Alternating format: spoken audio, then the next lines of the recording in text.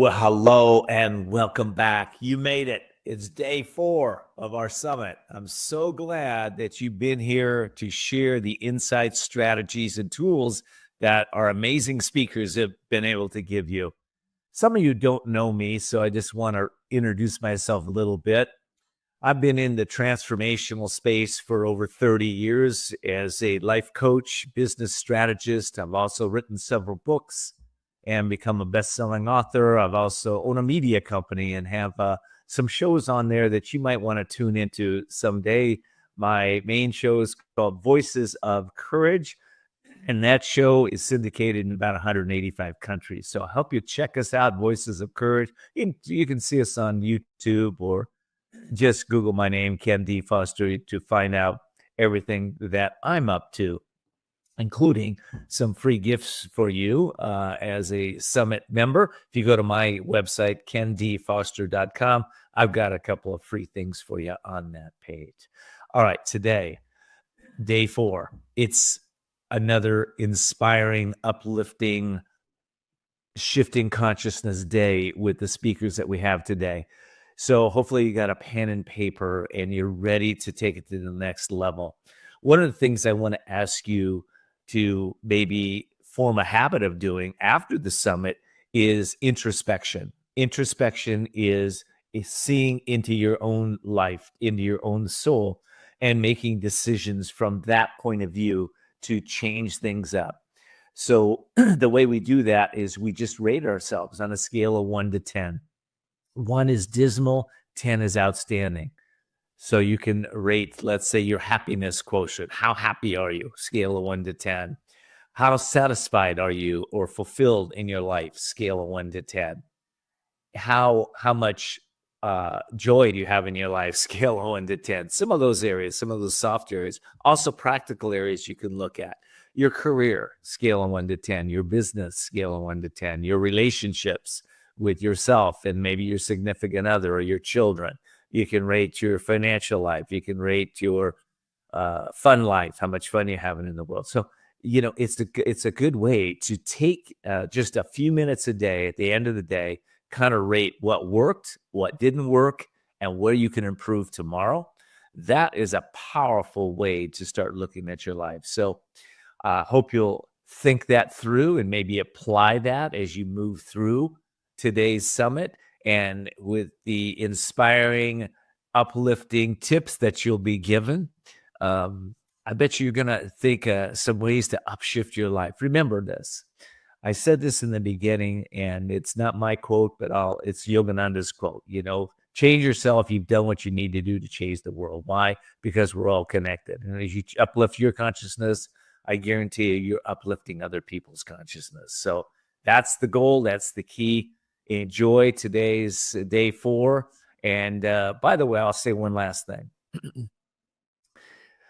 One of my mentors was Tony Robbins early in my career, and I worked with Tony, 1999, traveled with him, and he told me this. He said, if you do a good job, you'll get poor results. If you do a great job, you'll get good results. But if you do an outstanding job, you'll have it all.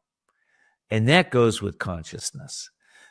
As we raise our consciousness up and become more and more aware to be able to make the improvements, to bring more joy, more happiness, more love in our lives and the lives of others, what happens is synchronicity shows up. The people that you need, I believe God puts the people, places, and things you need in your life to be more and more impactful, more and more influential, so that we can all upshift our life.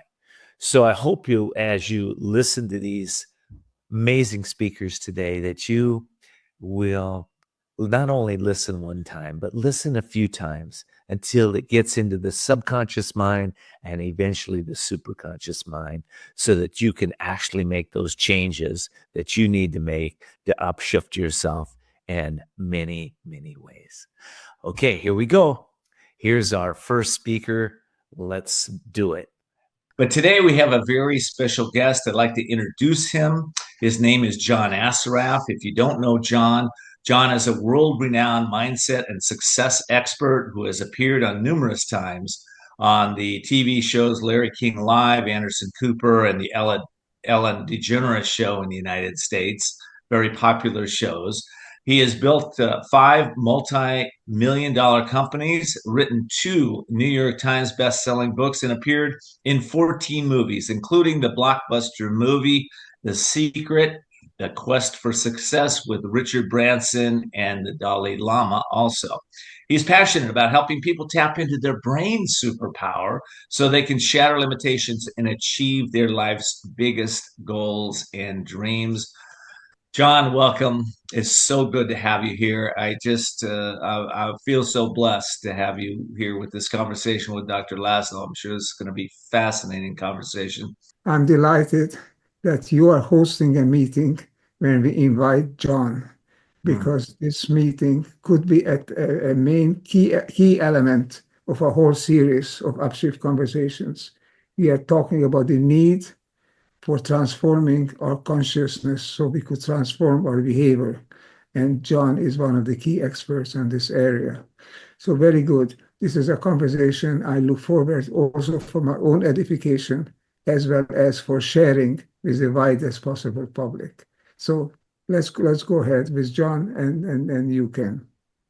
Oh, that's great. Okay. Well, John, that's these conversations are really here for our audience so that they can really start to shift and understand how to shift themselves. You're an expert in neuroscience. Let's just start there. How does neuroscience tap into consciousness and help people to understand who they are, upshifting themselves in this planet? We're going through a lot of challenges in this planet right now.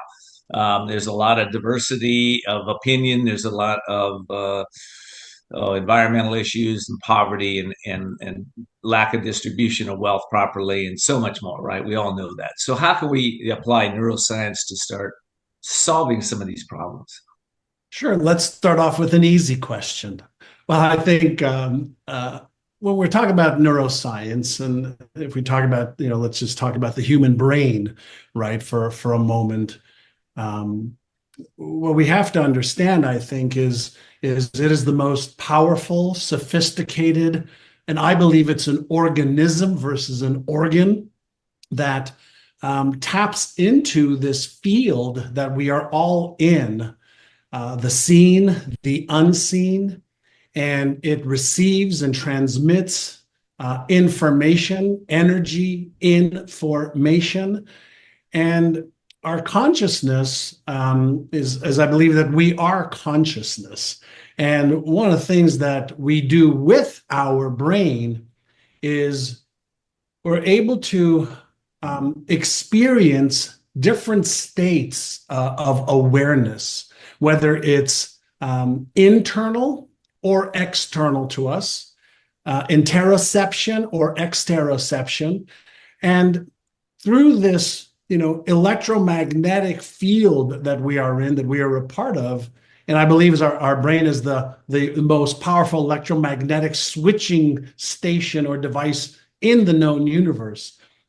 We can start to have a different relationship once we understand the nature of thoughts, the nature of emotions, which is our energy in motion. We can understand a little bit more about how self-talk affects, what we think, what we feel, what we see, what we do, how being aware of and then learning how to manage the emotional states that we have, the feelings that we have, that we're not bound to them. And then we can start to understand, my behaviors are effects of certain things. And so neuroscience has got a lot to do with consciousness, a lot to do with humanity and what we perceive, what we believe, what we feel, what we do or don't do. And so I'm fascinated with this dialogue. I have been somebody who has studied some of Dr. Laszlo's work. I remember the first book I read was Science in the Akashic Field, probably 20, maybe 30 years ago. And I was just blown away by this, the nature of reality and how do we expand what is real. And so let's start with that. Yeah, I love that. Go ahead, Dr. Laszlo. Well, wonderful. Happy to start with that. It turned out to be a book that has been followed up by a lot of other ones, other writings and Yes. commentaries, because Akashic field is something that resonates with people. These people say, aha, I suspected something like this. And now comes neuroscience and shows an Akashic field is a quantum field, which is not in the universe, but which probably is the universe. So this the work that John has been doing and is doing is very, very relevant here. The key, enormous key question is, how do we transform our consciousness so that the consciousness of others around would start transforming as well? I don't believe we can make other people transform their consciousness, but we can be the change that we want to see, as Gandhi said. So how do we go about coming into the deepest level of consciousness where we find out that we are not just puppets, not just mechanical ensembles moving according to external directives, but a highly inherent, self-governed, self-evolving quantum entity. Yeah. This is what I expect John will tell us more about. But that's the key question. How do we do this so that our consciousness will begin to change and transform and become deeper, picking up what is essential for our life, for our survival, for our evolution in this quantum field?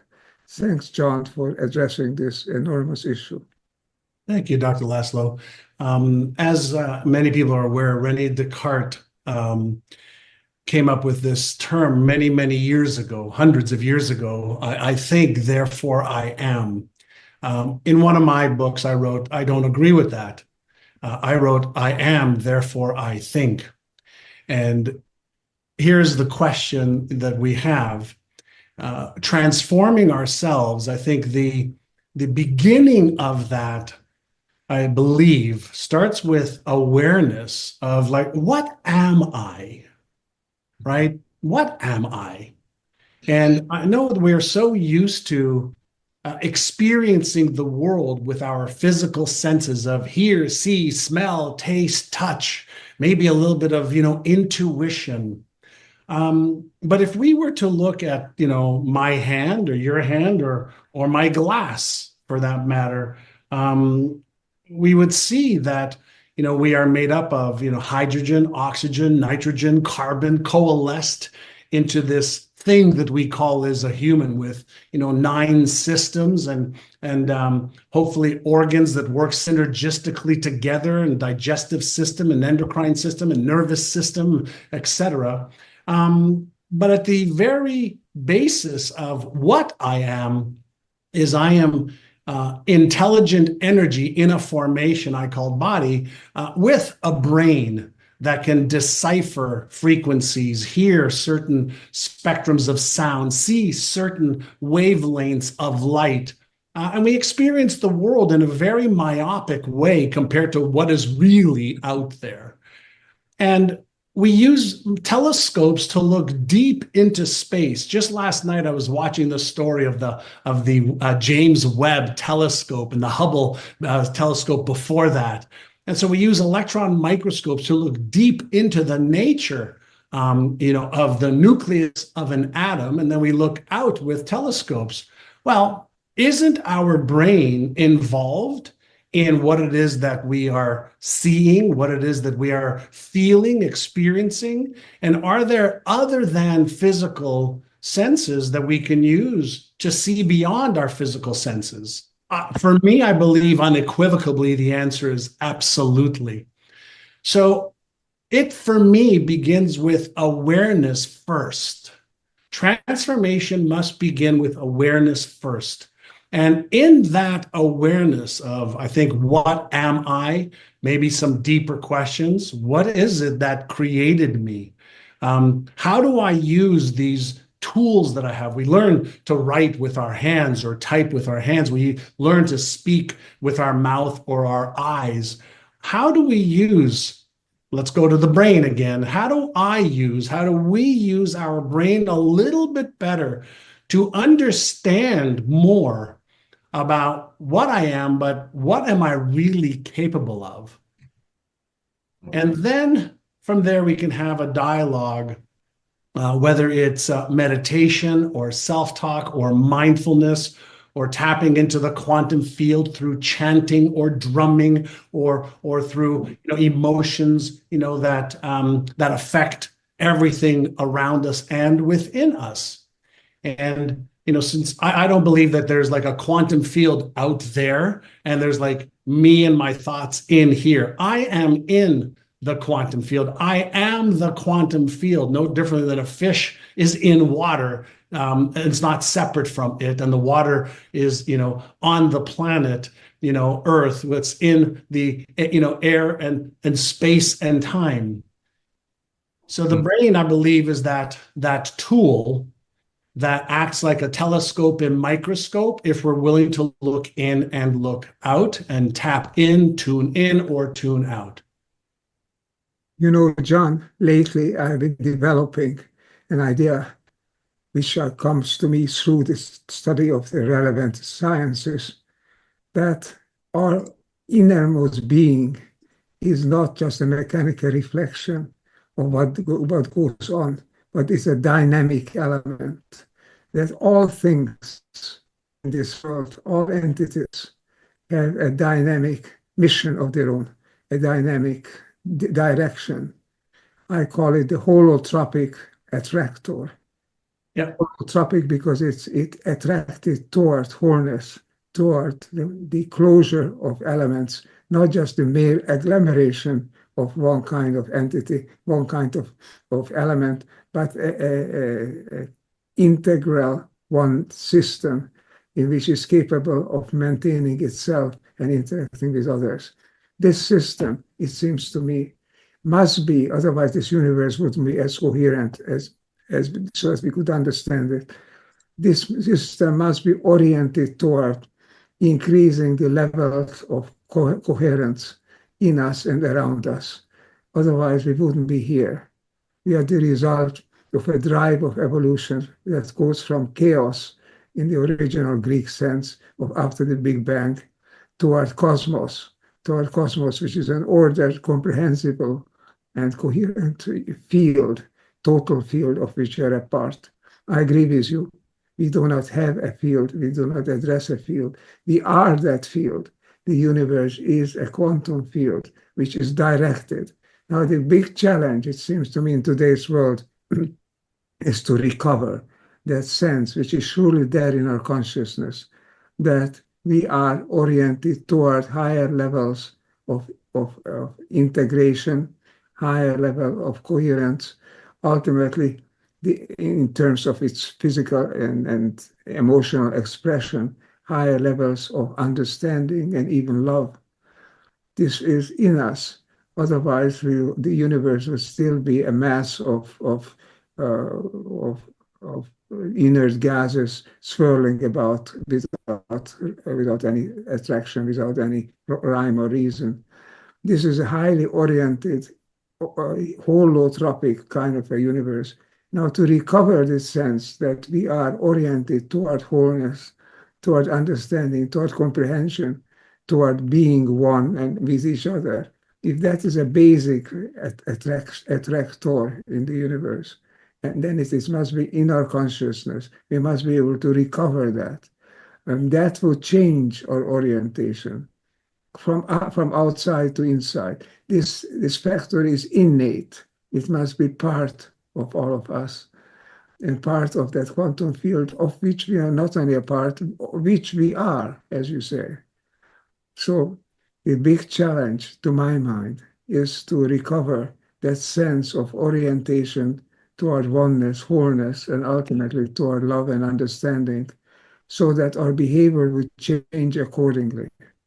If we have this sense, if we become aware, as you say, of this sacred direction, I call it a sacred mission, to recover this, because that could hold the key for us human beings to work together, to act differently, so that we not only follow blindly laws, and instructions, but to become an oriented entity, a computer of its own, working toward oneness in the world. I look forward to illumination by John of this big, big sacred mission, recovering our sense of being a oriented being in seeking, searching in instinctive, comprehensive ways toward greater understanding or greater oneness in this world. This used to be always a spiritual doctrine. Now it's time to show that it is part of the new sciences. Yeah. How do we do that? John, your thoughts. So a couple of things. As you were saying, we have to recover. I was thinking about also remember. And how do I remember, where I came from? How do I become one with that which created me right now? How do I remember that I am already one with that which created me? So I think there are practices for that. And I know Ken has been a long time meditator, that creates that coherence within yourself. One of the things that I teach and I think about is imagine if you went to an orchestra in Vienna or in New York or anywhere there's a phenomenal orchestra. And if you imagine that for some reason, several of the members of the orchestra were not in tune. They weren't playing in concert with everybody else. You would have chaos. You would have a sound that didn't resonate, didn't flow.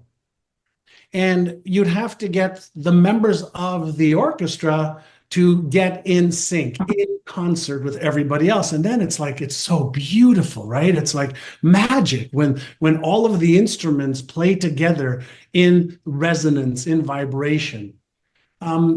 There's a lot of people, groups, individuals, cultures, religions that are out of concert with the order and harmony of flow right now. And part of the challenge we have is we become conditioned to believe certain things.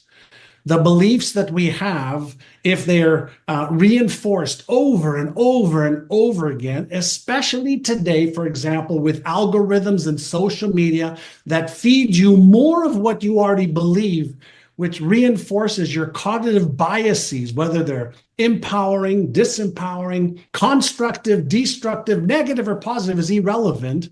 Our brain becomes conditioned, and then it develops these habitual patterns of finding that which we believe and finding more of it. And we become these little robots of looking for, feeling, and doing things with resonate with what we believe.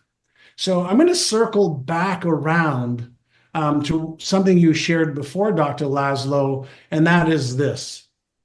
First, I think I must start with me. And what I mean by that is let me become resonant with goodness, kindness, possibility, love, care, abundance. And let me hold on to that vibration, which I believe is one of the highest vibrations we could be, is let me act and be and feel and behave in ways that resonate with oneness, with everything that is good. And let me create this resonant field around me so that other people who see a glimpse of what's already in them are attracted to that. And contrary to popular belief, 1 + 1 does not equal 2. If you take 2 drops of water and you move them together, they become a bigger drop of water. And I believe that if I become the best version of me and I attract, resonate with, I'm in concert with other people who believe in this oneness, this goodness, this kindness of humanity, that becomes a bigger and bigger and bigger, whether it's a particle, but also a wave of possibility to attract more towards us. And so that, I believe, is how we do it. We're a unit of one, then a bigger one, then a bigger one, and a bigger one, and a bigger one.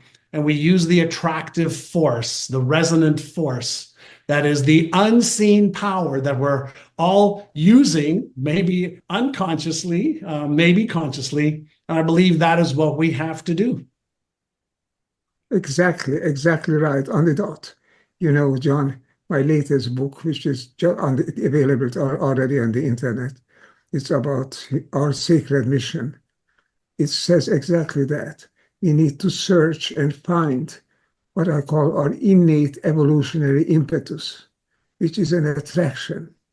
Scientifically, we could call it the holotropic attractor. Yeah. The attraction in this universe of every quantum, of every entity and every group of entities toward this resonance with each other, toward moving back into the orchestra, enlarging the orchestra, moving it to higher levels.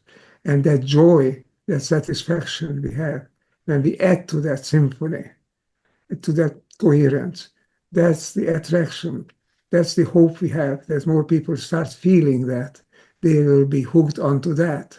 Yes. And not just a mindless search for power and influence or money, but search for the satisfaction, that true delight, the joy of that we find when we create something which is whole, which is in sympathy,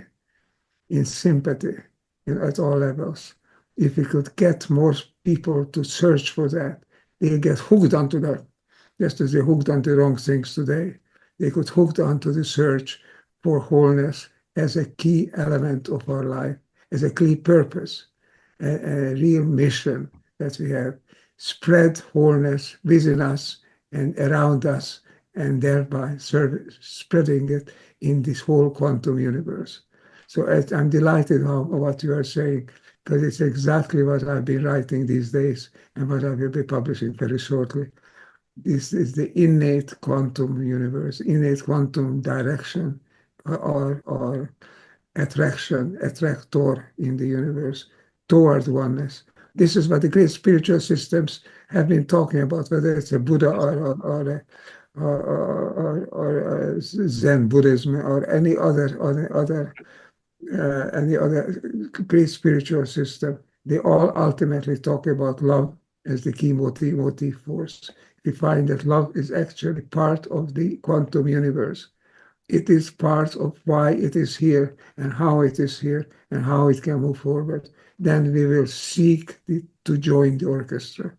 That is the greatest accomplishment. If we can promote that, we are promoting peace and understanding and evolution on Earth.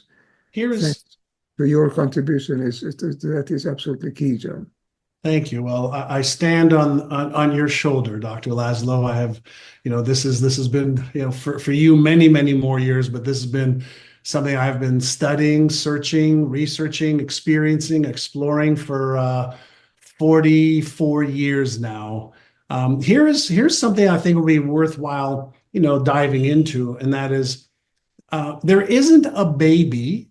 I think there's been about 107 billion or 108 billion humans that have walked on Earth since the beginning of time, different species, of course. And none of us were born with any beliefs. We weren't born with any religion. We weren't born with any fears. We weren't born with an identity. We were born with propensities. But then we were raised in an environment that propagated maybe our genetic predisposition and then our beliefs. And part of the thing that we have to work on is how do we help people who may be ignorant, not knowing some of the laws of nature, maybe not knowing how to change their beliefs, that they're maybe not good enough, not smart enough, not worthy enough, maybe afraid, of death, or afraid of the unknown, or afraid of certain things. And this is where I find is the bridge for change, is we have to help people live in this world that is moving so fast now, especially with, quantum intelligence, super intelligence that is right at our doorstep, that will be smarter than humans from all accounts of the AI researchers right now. How do we help people bridge, from where they are to this place of oneness and knowingness and kindness and love, and there's more than enough for all of us? It's the innate impetus that we need to search and find. No artificial system has this innate impetus. This is part of the universe. This is part of evolution on Earth. If we can endorse in us this search for the joy that accompanies finding wholeness, finding oneness, finding love around us, then we could change our behavior, change our mindset. We need to change ultimately our whole consciousness, or the deepest regions of our consciousness, because to attune with the world is the task, and that we can only do as natural beings on this earth. We can only have the innate capacity to search for oneness, to search for coherence around us.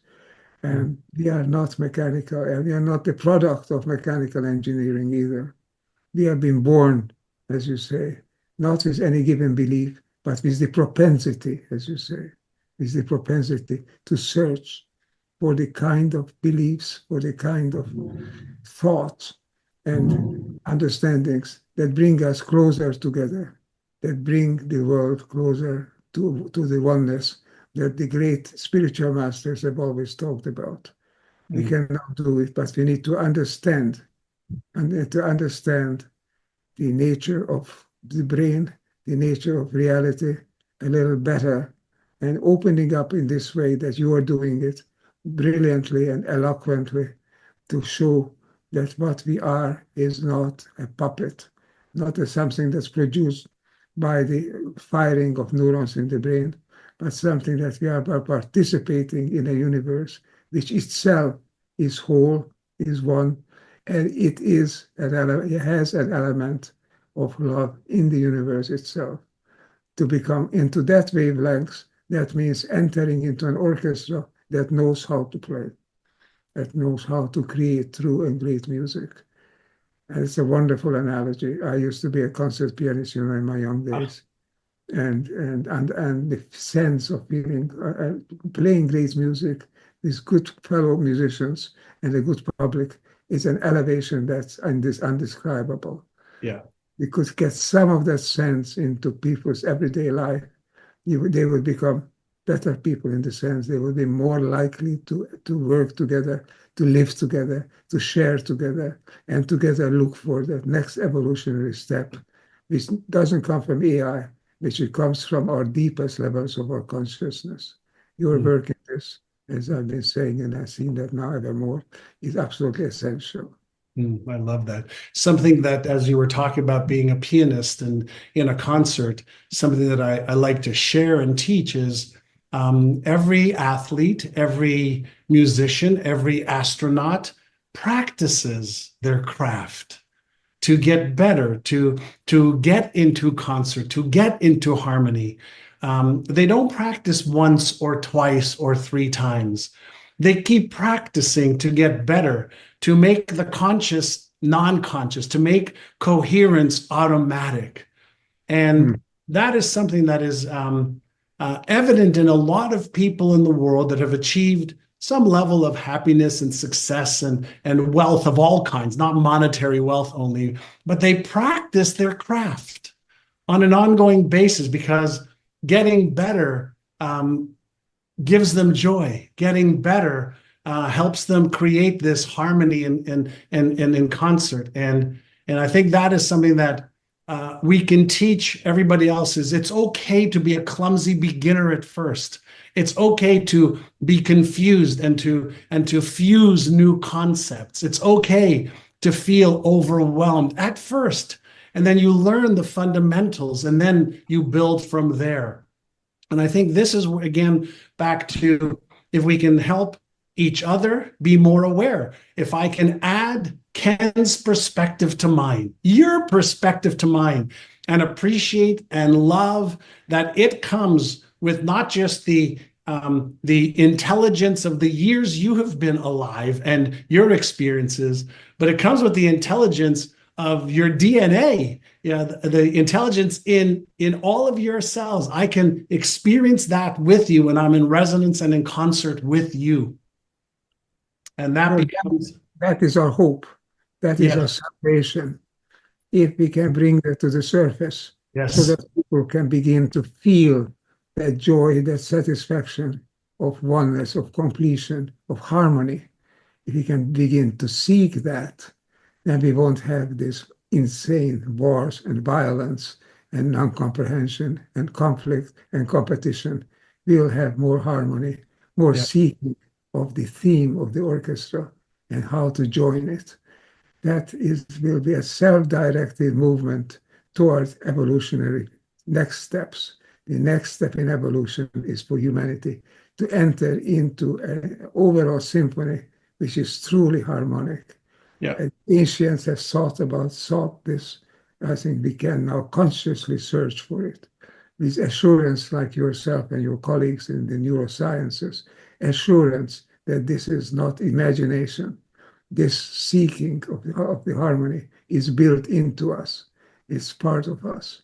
We can recover it by examining our consciousness, by delving deeper into who we are, not mechanical, in people who are just simply unconditional moving any direction, and that impassionate, but people who are deeper into their own being, then we can really have hope on earth, hope that people transform in time, so that the search for harmony will become a reality, not just an aspiration. Yes, and the fact that we're talking about it, the fact that we are using the imagination of its possibility means it exists already.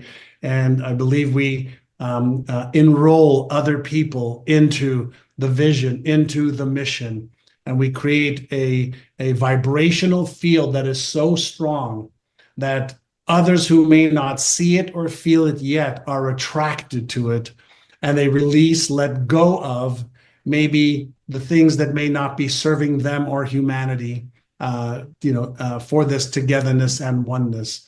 And I believe when somebody fully understands and believes that there is more than enough for all of us, then we don't have to worry about my land or your land, my food or your food, how much I have versus how much you have. When we realize there's more than enough for all of us, and we operate from that place, then we operate from a place of giving and serving versus taking and receiving all the time. And it's okay to receive, and it's okay to give, and that works synergistically together, like everything else. There's a synergy that operates between whether it's electrons or protons or positive thoughts and negative thoughts, and even positive people and maybe negative people. There's purpose to all of it. But when it comes to our humanity, and when it comes to the survival of our species, which I think is being challenged right now on many, many, many fronts, it's an opportunity to unite instead of divide.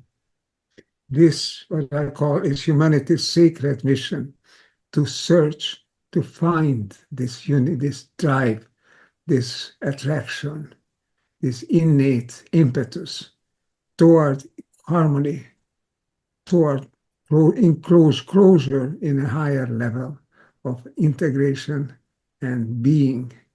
This is humanity's sacred mission. I'm dedicated to it, and now many of my partners, all of my new partners actually are my co-authors, searching for this ways to fulfill this sacred mission. I call it sacred because it's uniquely important. It's so important that you can't change any part of it without changing the whole. You can't neglect or leave out any part of it.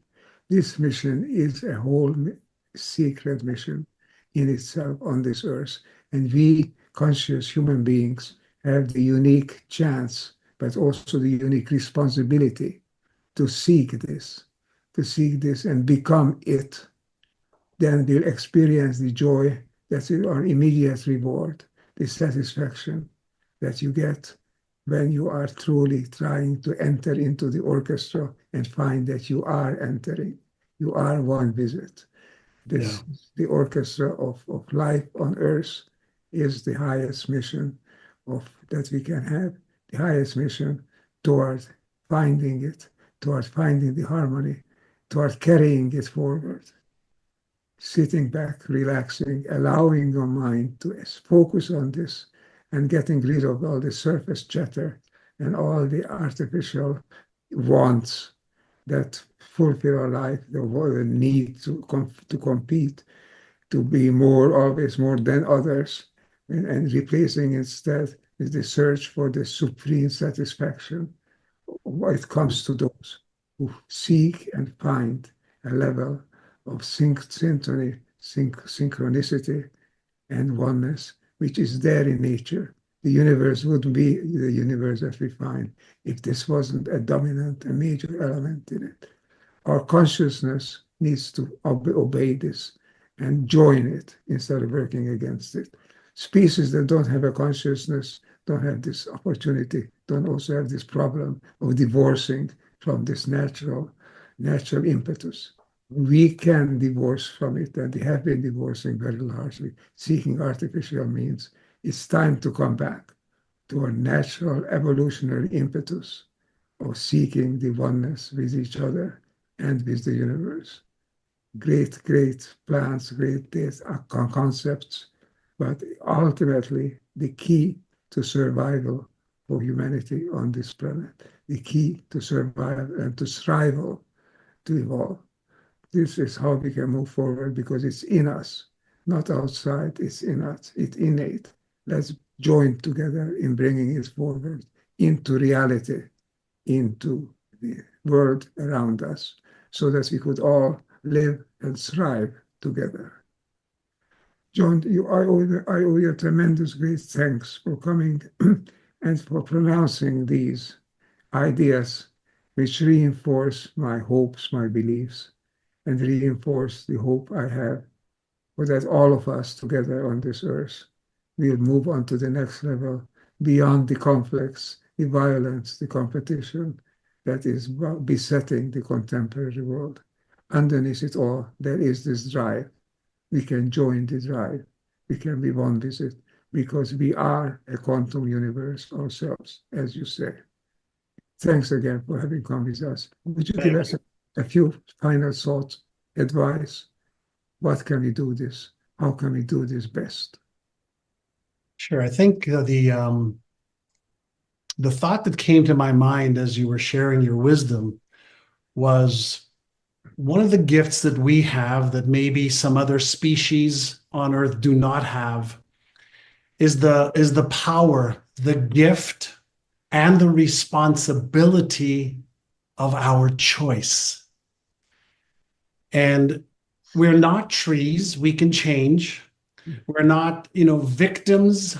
We are able to be victorious and to level up our awareness, as I mentioned earlier. But if we start off with a vision that is different than the vision that exists maybe in our current reality, with conflict and wars and divide and famine and disproportionate wealth in countries. If we start off with a new vision of what would we love to create together, what would make us feel a part of something bigger than ourselves, that we are a part of, what would help us be a part of the orchestra where we get to play our part just the way we are, without trying to be something different, that we take the gift of our perspective, the gift of our humanity, the gift of our insecurities, the gift of our confidence, the gift that we naturally have, And we were able to fully express that together to create a vision of harmony, hope, health, wealth, vitality, energy, oneness together. And then we started to make some decisions. How can I be the embodiment of that vision today? How can I think, behave, share, give, love, accept in alignment with that vision? Number one. Then number two, how do I enroll through my joy, my happiness, my love, my being, other people who want to feel in harmony, in concert right now? How do I enroll other people to that? Not by telling them what they should do, but by showing them and being what is possible. Showing them and being what is possible without judgment, without blame, without shame, without guilt, without justification, without provocation. Be that love, be that which is part of the big whole. And attract, resonate, allow them to flow in with you. And that is the beginning for me of change. And in the world that I play in the personal development world, I made a decision many years ago that I will get out of the convincing business.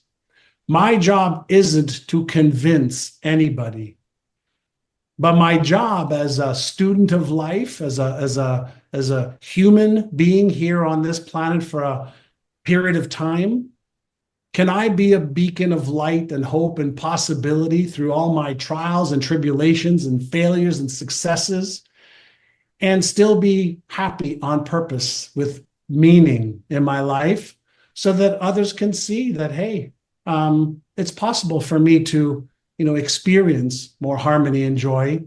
And together we are way, way stronger. And I'll end by saying, the African proverb says, if you want to go fast, go alone. If you want to go far, go together. I think it's time we go together. I think we're going to end on that note. That was beautiful. Thank you so much, John, for joining us. Dr. Laszlo. John, I want to add, Dr. Laszlo, a couple last words. Go ahead. Ken, I want to add what John has just said is the key to our entire series, these Upshift conversations, because this is the way we need to move forward, not convincing anybody, but allow people to discover the truth of this motivation. So thank you, Ken, for bringing in John. Thanks, John, for having come in. And let's practice what we preach. Yes. Become that oneness that we need in the world. Become that harmony that is there in the universe. Again, thanks to both of you, and thanks to Nora and to all who have been concerned with creating this series and this episode, a brilliant episode, I think, within the series. And I want to thank our audience for listening also. If you like what we're doing here, as John would say, or Dr. Ervin would say, please share it and make it your mission maybe to enroll others to watch these conversations, because they're definitely upshifting consciousness just as you watch them. Thank you so much for joining us. Really appreciate it. Thank you again, John. Thank you, Doctor. Thank you, Ken, and thank you, Dr. Laszlo. It's been an absolute honor and a joy. Okay, we are actually recording on Nora's side, but the recording's done on my side. John, I have a quick question to ask you. I know you got things to do, and I do too. I know you do too, Dr. Laszlo. We're doing a summit, Dr. Laszlo's or Ervin Laszlo's Upshift Summit. We've already selected all the speakers for the summit, but after listening to this Upshift conversation, I would like to include this Upshift conversation in the summit. Dr. Laszlo, what's your thought on that? Do it. Absolutely. Yeah. Yes. Yeah, I think so. So, John, Deepak Chopra, Greg Braden, Dr. Bruce Lipton, all of them, they're mailing for Ervin on this summit. I'm hoping that you'd be inspired to do that too. But we would like to include you in that summit. This will be the recording that is played, and with your permission. Absolutely. Like Dr. Laszlo said, do it, do it, do it. Yes, let's Do it, do it, do it. We're done. If it positively impacts one person's life, it's been worth it. Yeah, it's one of our best. I love this interview. It's really good, and we've had some amazing interviews. So thank you, John, for that. Thank you, Ken. Yeah. Thank you. And I'm going to retire now, getting late in the evening. All right. Thank you, Ken.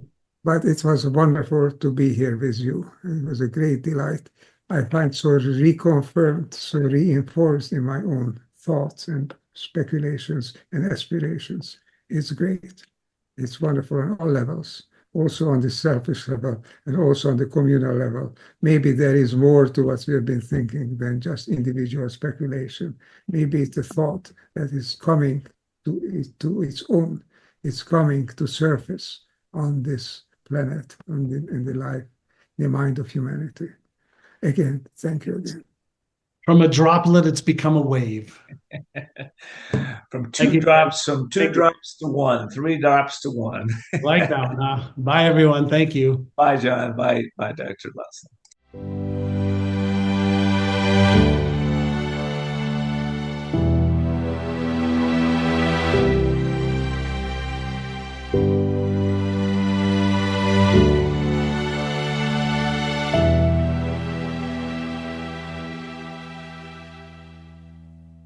Hi, Kendi Fuster here. You know, when we come together with a shared intention, the collective consciousness starts to kick in, and we're able to accomplish things that we never thought were possible. I know I've applied that principle in my life time and time again. And as a coach for the last 30 years, helping individuals transform their lives, we apply the principles of intention, not only for ourselves, but for others at the same time, as you will find out in this amazing conversations that we're having with these transformational leaders. I hope you're really enjoying it. I hope you're in a place right now you're thinking, you know, I'd really like my family member to know, or my associate to know, or my girlfriend, my boyfriend, my wife, my spouse. I really want them to know about this. And one of the ways you can do that, of course, is if they can't be here for the summit, of course, they can purchase the entire series from Dr. Laszlo. So if you like, just click on the link below here, and you can purchase the entire series yourself and be able to share that with those that you really love. Okay, here we go again. It's going to be another profound conversation. Are you ready? Get present.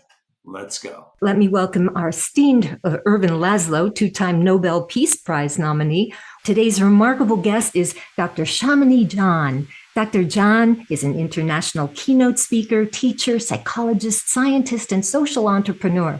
She's founder and CEO of the Consciousness and Healing Initiative, a nonprofit collaborative accelerator that connects scientists, health practitioners, educators, and artists to help lead humanity to heal themselves, integrating her background in clinical psychology, psychoneuroimmunology, Jain's spiritual wisdom, and the healing arts. She teaches people how they can best heal themselves and live life with joy. She shares her research on the science of healing in diverse venues, including NATO, TEDx, major universities, medical centers, health-related conferences, and corporations. She also serves as adjunct faculty at UC San Diego, and her best-selling book is Healing Ourselves, Biofield Science, and the Future of Health. She's a member of the Evolutionary Leaders Circle, as well as board member and advisor for several nonprofits and social benefit companies.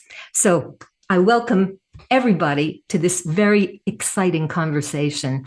And I'd like to start with a quote from Ervin in Dawn of an Era of Wellbeing's book, page 49. It goes like this: coherence in society calls for working together and creating the system where I becomes we, where the parts maintain their unique identity while working together to maintain the integral coherence of the whole that they form. This is the principle we obtained from the quantum paradigm.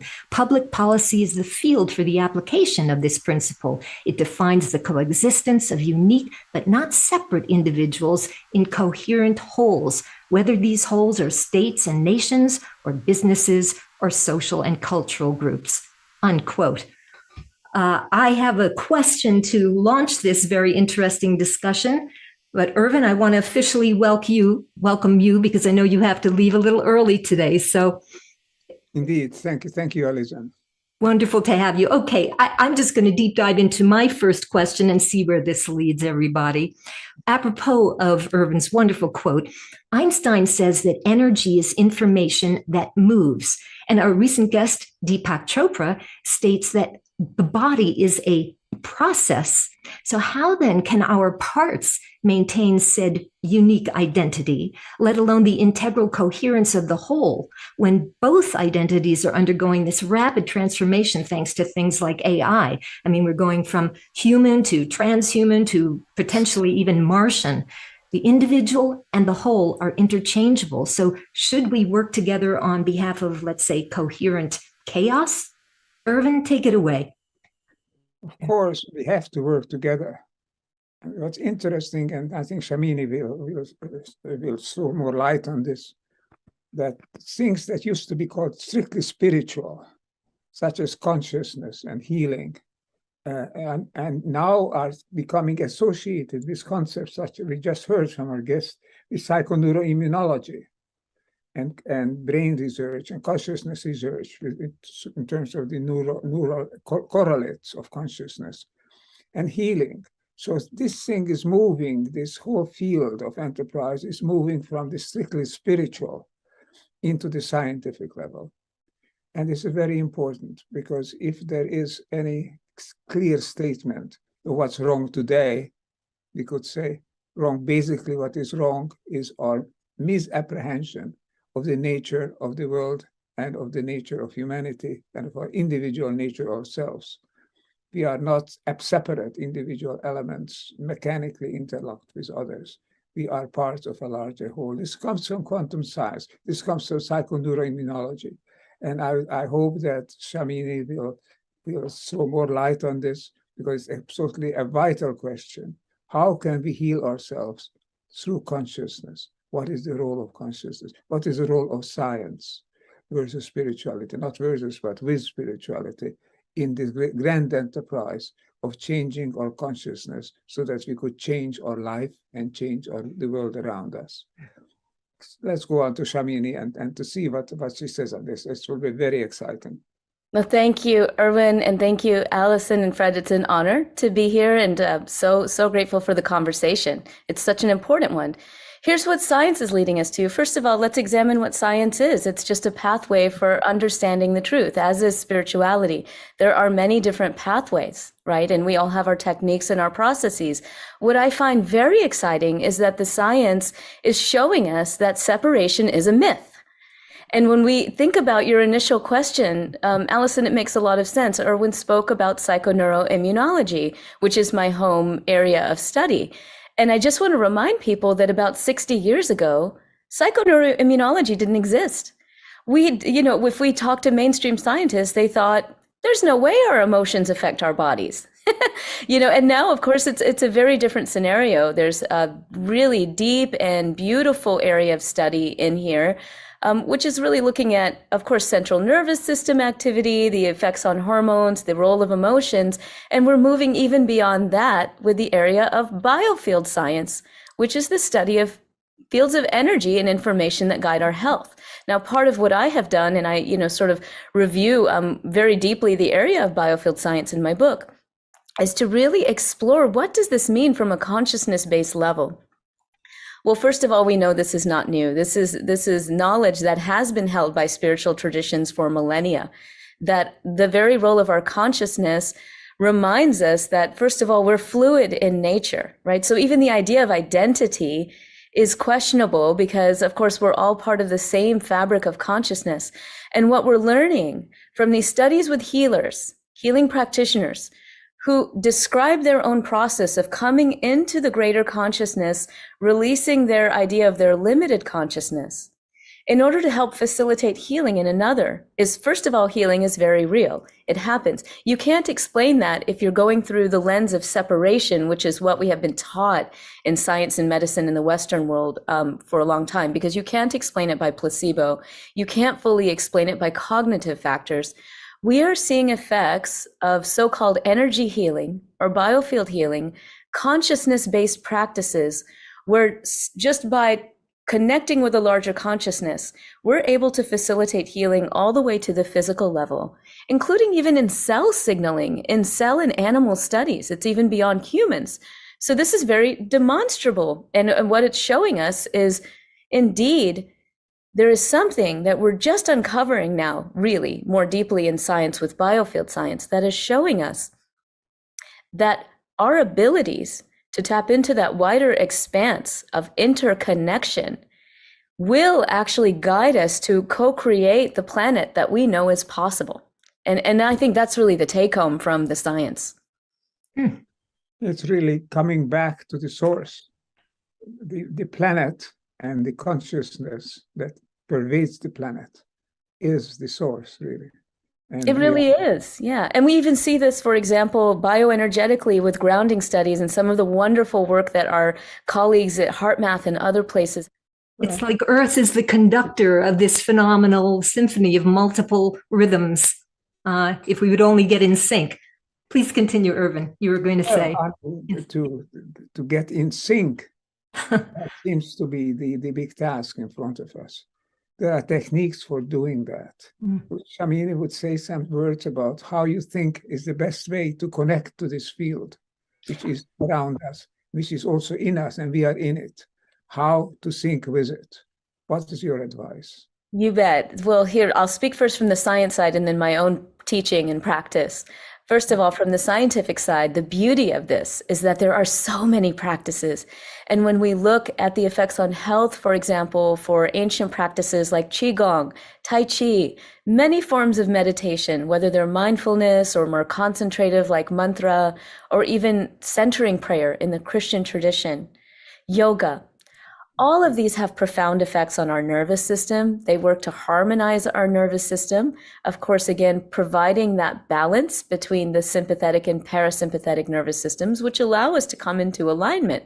So all of these ancient practices are wonderful. There are earthing and grounding practices that, of course, help us to harmonize our relationship with the earth, bioenergetically connect so that we can release what no longer serves us, compost it into Great Mother Earth, and of course receive her guidance and her energy on the spiritual and also bioenergetic level.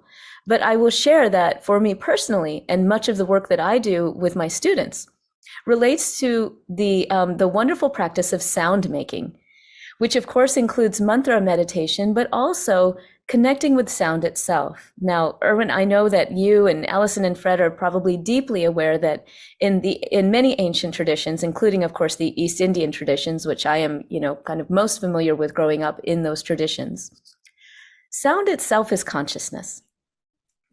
And so there is something about connecting with our inner sound that can bring us all the way back into our spirit, right? And expand our consciousness. And indeed, in the Vedic traditions, they discuss the 4 different levels of sound, from the gross, Vekari, to the complete subtle, to the all, which was described as para.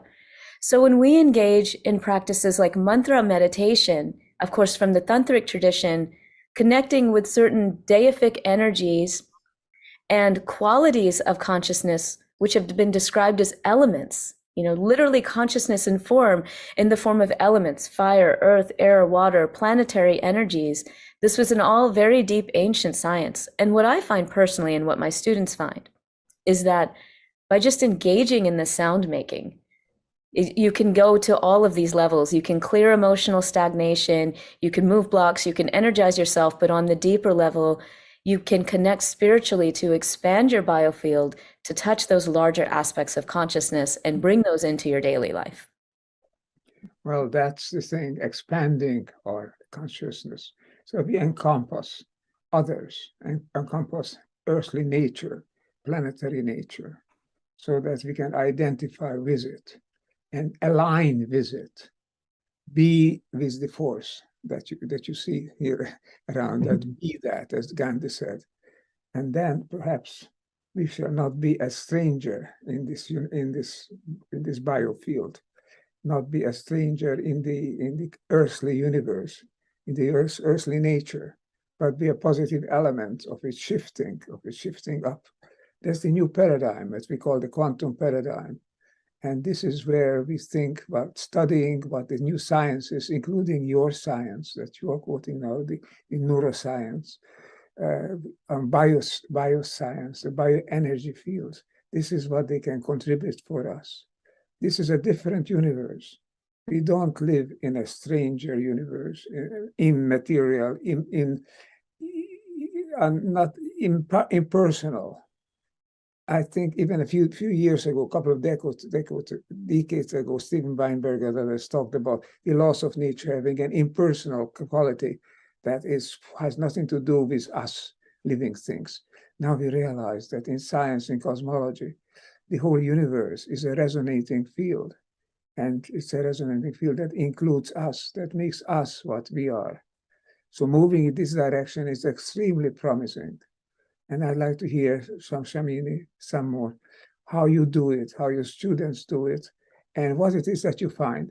How is it? How is your consciousness when you've connected? How did it change from the everyday consciousness? I mean, just that in my own experience as a child prodigy in music, that formed my whole life.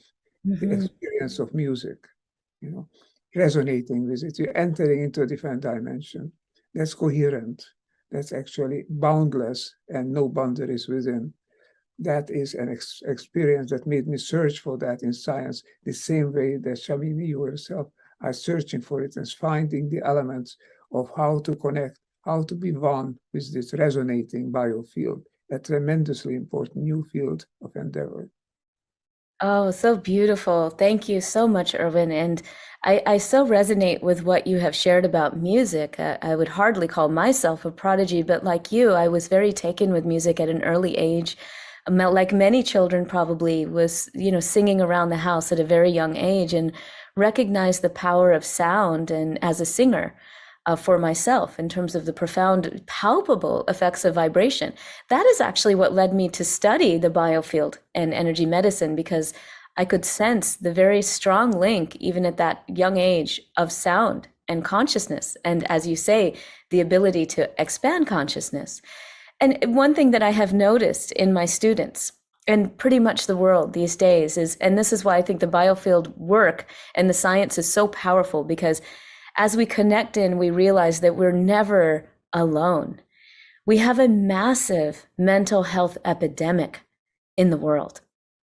And if we really look to the core aspects that drive mental health imbalance, it is caused by a deep sense of separation, a perceived lack of support, a lack of interconnection. And when we engage in these practices, we not only are able to expand our being so that we can meet another person, but we begin to realize that we're not alone. Now, part of this work, what I've noticed in my teaching is that it's integration. It's also connecting with the different aspects of ourselves that we've left behind. And I speak about this a bit in my book, in the third part of my book, which is called The Healing Keys. And my own journey, for example, with singing and music, for many years, I left that aside because I wanted to pursue my research and I felt like I couldn't do both well. I was very perfectionist about my music. Ervin, I don't know if you could relate to that. So I lost a big part of myself. And what I've noticed is in working with my students, sometimes they leave certain parts of themselves behind. And part of the healing work that they do, their ability to interconnect with others, is to reconnect with those parts of themselves. Whether it's the inner child, whether it's some other type of, archetypal energy that they have not been able to integrate fully into themselves. When they're able to do that and meet themselves as a whole person with many, many different facets that they can choose to express when they want, you see this enlivening that happens in people. You were speaking, what does this connection look like? It's at first, I think, happens often on the emotional level because people are so emotionally shut down often, right? That's just the way our society breeds us. So it begins with that sort of a lifting of a weight emotionally that people carry. And then with the lifting of that emotional weight, there's an openness and an ability to experience even more on the spiritual level. So that's what I've noticed. And I do feel that creative play is a huge part of uplifting. If we want to come into our own creatorship each person, which is what we're being called to do, then everyone has to recognize that each of us is a conscious creator. And the way to meet that creator is through play. Sorry, would you repeat that, Shamini? Is what? You said the way to meet it is what? Is through play. Is through play. Yes, you know? Releasing the mind for a moment and just being in flow and allowing things to happen, not being afraid of failing, not being afraid of what you sound like. You know, I do a lot of vocal empowerment work. I will tell you, my fellow singers are afraid to speak, do public speaking. My fellow public speakers are afraid to sing. So, you know, what is that about? We have to be comfortable in our expression. Oh.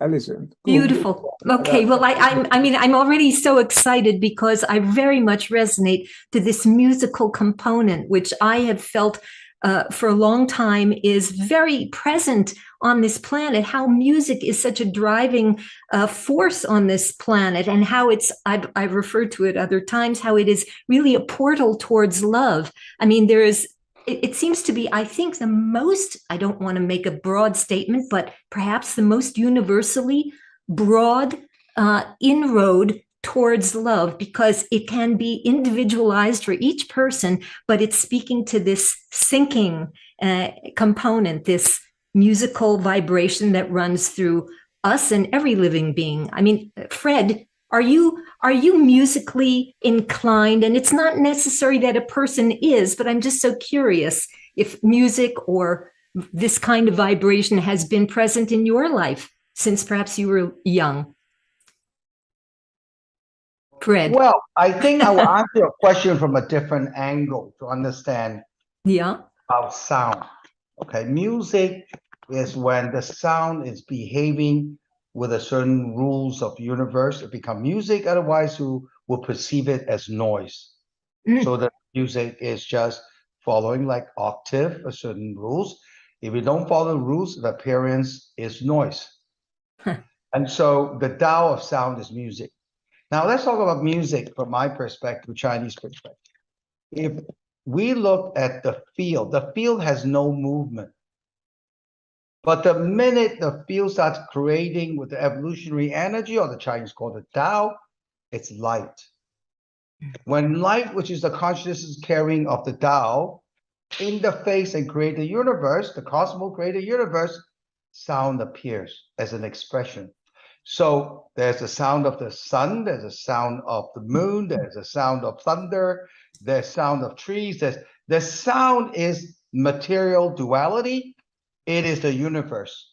So sound is an expression of the universe, of materialism or duality, and it's always moving.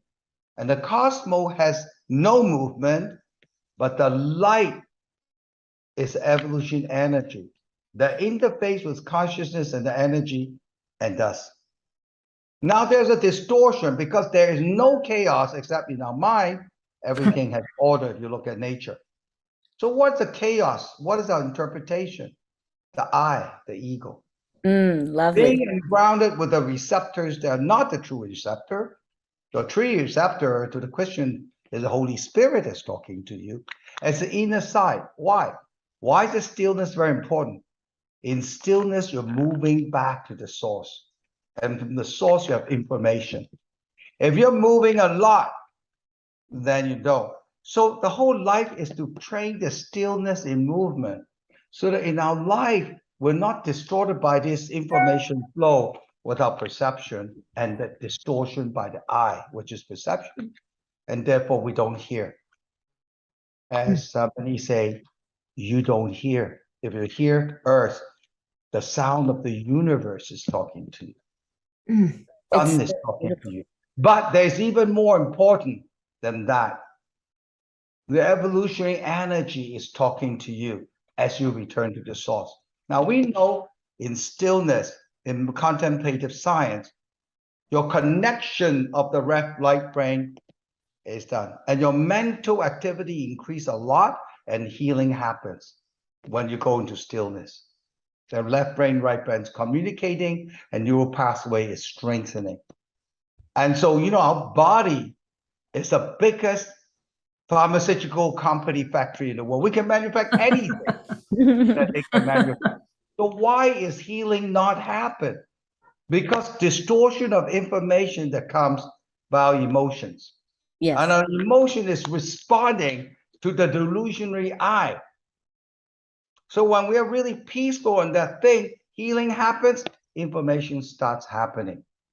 The more you're delusional into your emotions and your way to see the world, that you have this big ego, the more you have problem getting the information to sync. So when will we sync coherency? Get rid of the I. But I have a question, Fred, that is so intriguing and so true in many ways. Is the way out of emotion, can the way out of our emotion that blocks all of this be through music? Can that be the way out? I would love to share a bit about this. I'm so excited to share. Actually, how do we make this even more real and palpable in the context of healing, and even some of the studies we've done during the pandemic? We actually did a study on distant sound healing for anxiety during the pandemic. So this was during a shutdown. No one could leave their home. We already know that there's a rampant anxiety problem in the world, and of course, the pandemic made it even worse. Right? So we wanted to deliver something that we thought would really help, even at a distance. And we looked at this sound healing approach called biofield tuning. The paper is actually in review now and hopefully will be published soon after we air this. I don't know. It's a first feasibility study, and we're now raising funds for the randomized controlled trial.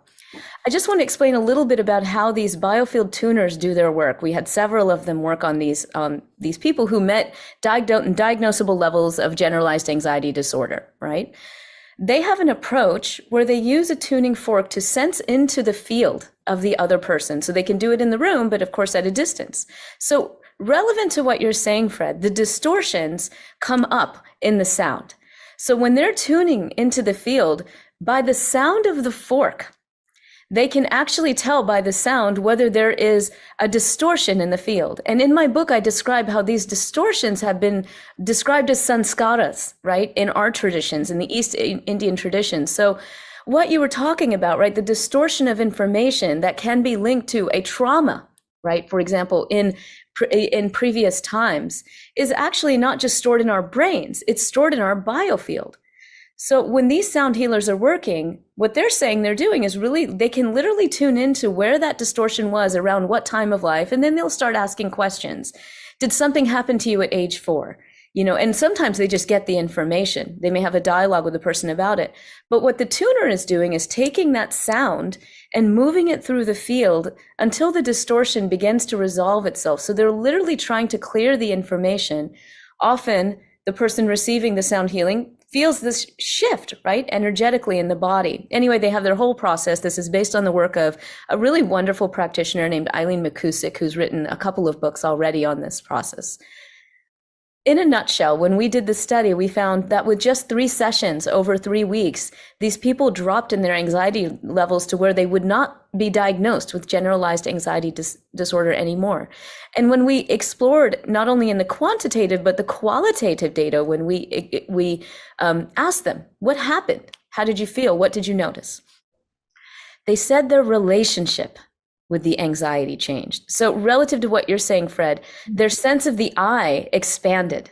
They now notice that anxiety could be happening. And I want to remind everyone that emotions are not bad. They're part of being human. The key is whether we get caught up in them, as you say, get caught up in the I.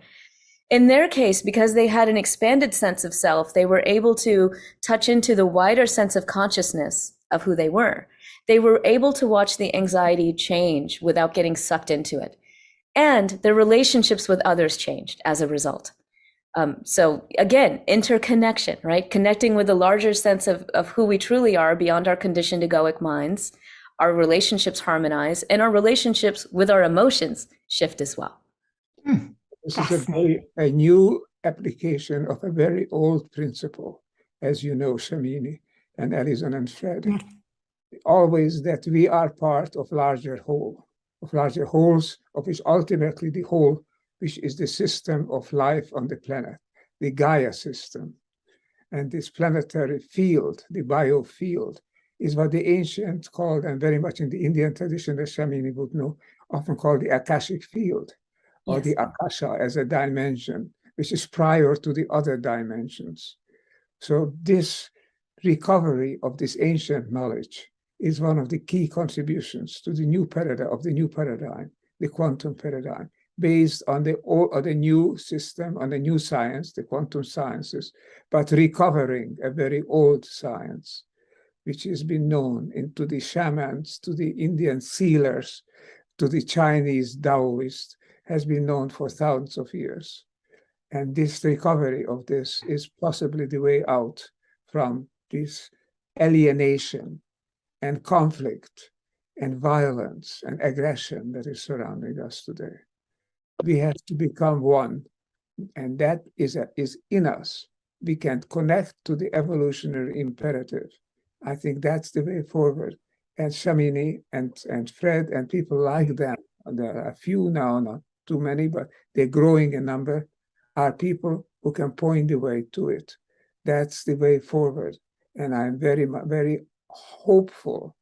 I wouldn't say optimistic, but I'm possibilistic. I think truly the possibilities are arising, that even the august fields of classical medicine and the august fields of classical education, not to mention, not august, but still very, very, very powerful field of politics, might one day come in and realize that the way forward is not by giving directives from above, making people do, but allowing them to become what they are, to tune in to this biofield. No longer spiritual wisdom alone. It is now the deepest wisdom that we can wield and make our own. Thanks for your insights, Shamini, and thanks for the insights, Fred. I will certainly have to leave for a little while, but I enjoyed this conversation tremendously. I think this is very, very important, because the way forward is in us, and it is in alignment with each other, and with the universe. A big step, a big claim, but it's the reality. That's the way to go. The way you describe love is sort of beyond what we think of as emotion. When I think about that, I think about literally Shakti herself, right? The manifest power behind the entire universe is action, right? Love is simply that action.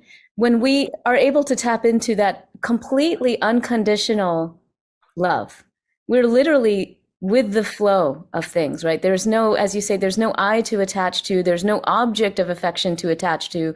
This is why we can be in love with everything and everyone, because we're literally with that quality of divinity. And so therefore we see it in everyone. And so our love isn't limited to one person or even our nuclear family or our pet or people we know. We see that in everyone. And I do believe that the love that we have for, say, our spouses or our parents or our friends, our family members, our pets, the earth around us, is an expression of that, albeit limited in form, because it is filtered through an egoic consciousness, which is limited in its ability, right? But it is a flavor of that love.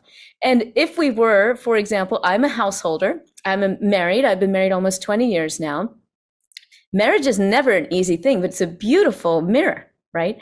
So when we choose to engage in those sorts of relationships, in marriage or committed relationships or whatever kind of relationship we have an opportunity to expand our consciousness by seeing the divinity in another person, even when they aren't like us, or they, we didn't get attention or whatever that is, right? That's all limited, as you say. But the beauty of the practice then is to say, okay, am I viewing this person conditionally, transactionally? Can I love this person unconditionally? Because if I can't love my spouse unconditionally, how can I love everyone else unconditionally, right? So it is a practice. The ability to feel love for people around us is a practice that leads us to the ultimate love that you speak of.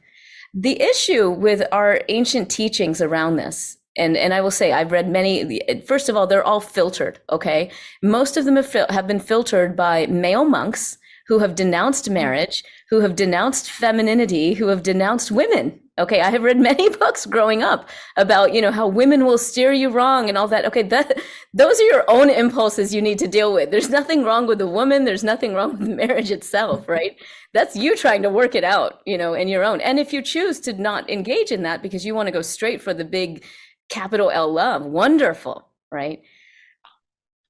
And, if we take all of those filters off, even the interpretations of the text that have been sort of filtered by a patriarchal system, then we recognize that wherever we are in the journey is a beautiful one, because we can choose to experience love in every moment, in every way. And as you suggest, Fred, the more we can recognize when we're being transactional about it, egoic about it, the larger our experience of love will be, even with another human being. So that's my perspective.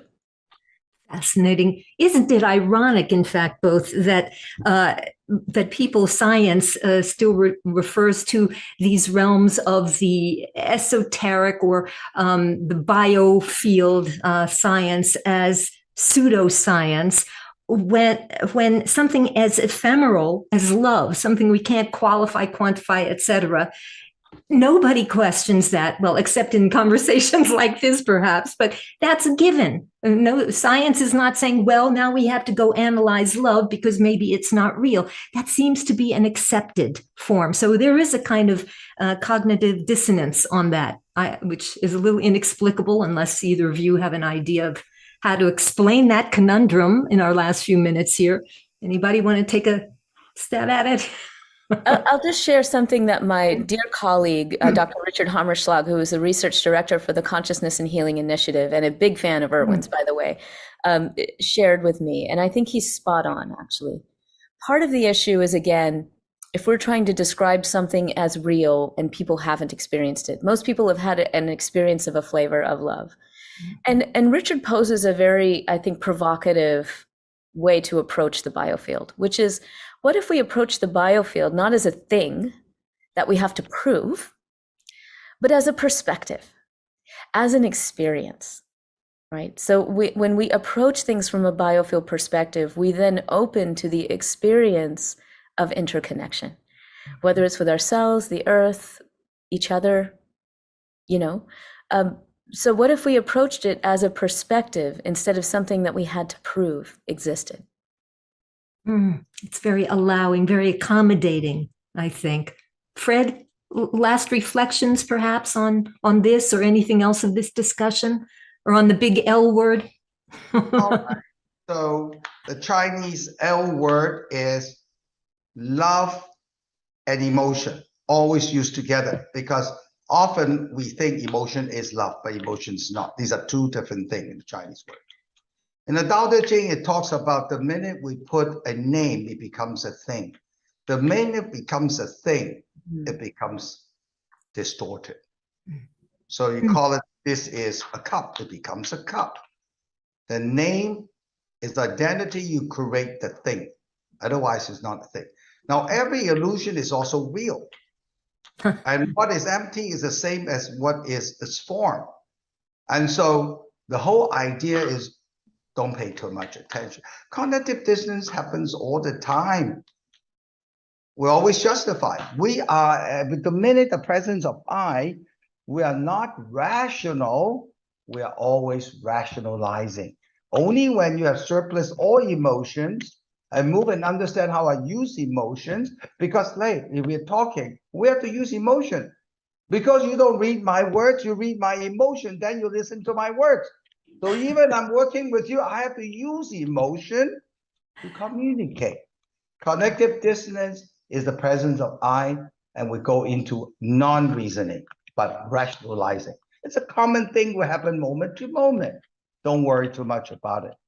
As you move yourself into the life of stillness and understanding not the dogma of religion, which is man and woman, monk, no. If you cut through and really study, I have the same thing. I have Dharma talk to my family. My sister said, well, I'm compassionate. I'm into the sixth perfection and blah, blah, blah. It's so defined. And the mother always come out when they touch about love, because he thinks mother is pure love. Parents are pure love. Well, we know it's not true. We know parents are not pure love, but we like to believe because we feel it. Feeling either use us or we use it. Wow. Shamini, I almost invite you at the end of this program to sing something, because I know you love music. Sure. And you're a singer. Would you like to transform this finale into a symphony? Yeah, beautiful. And I want to thank you for this beautiful discussion. I've had so much fun during this hour exploring all of these beautiful facets of the human experience with you. So thank you so much. And in reverence, I think, to love, we'll just go into a brief mantra recitation, I think, to allow us to all touch within that deep love that exists, that is truly our essence. And this particular mantra just gives reverence to the divine feminine. You know, that sort of conceived idea of a manifestation of pure love. So, Om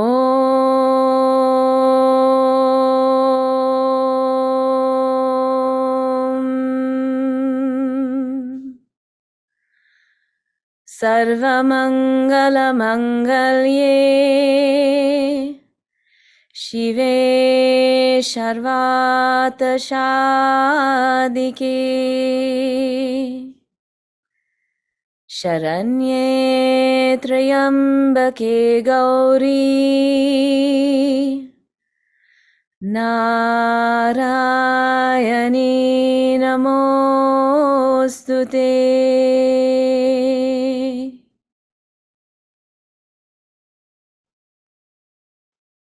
May the light of our love touch and fill our hearts always, so we truly recognize our divine nature. My goodness, what a note, literal note to end on. I am so grateful for this fascinating, beautiful conversation with all of you today. And to you, Shamini, shaman is in that word, that beautiful name, and I can understand why. Fred, Ervin, everybody who's listening, wherever you are, in whatever nation state or emotional state, this is the place to tune in.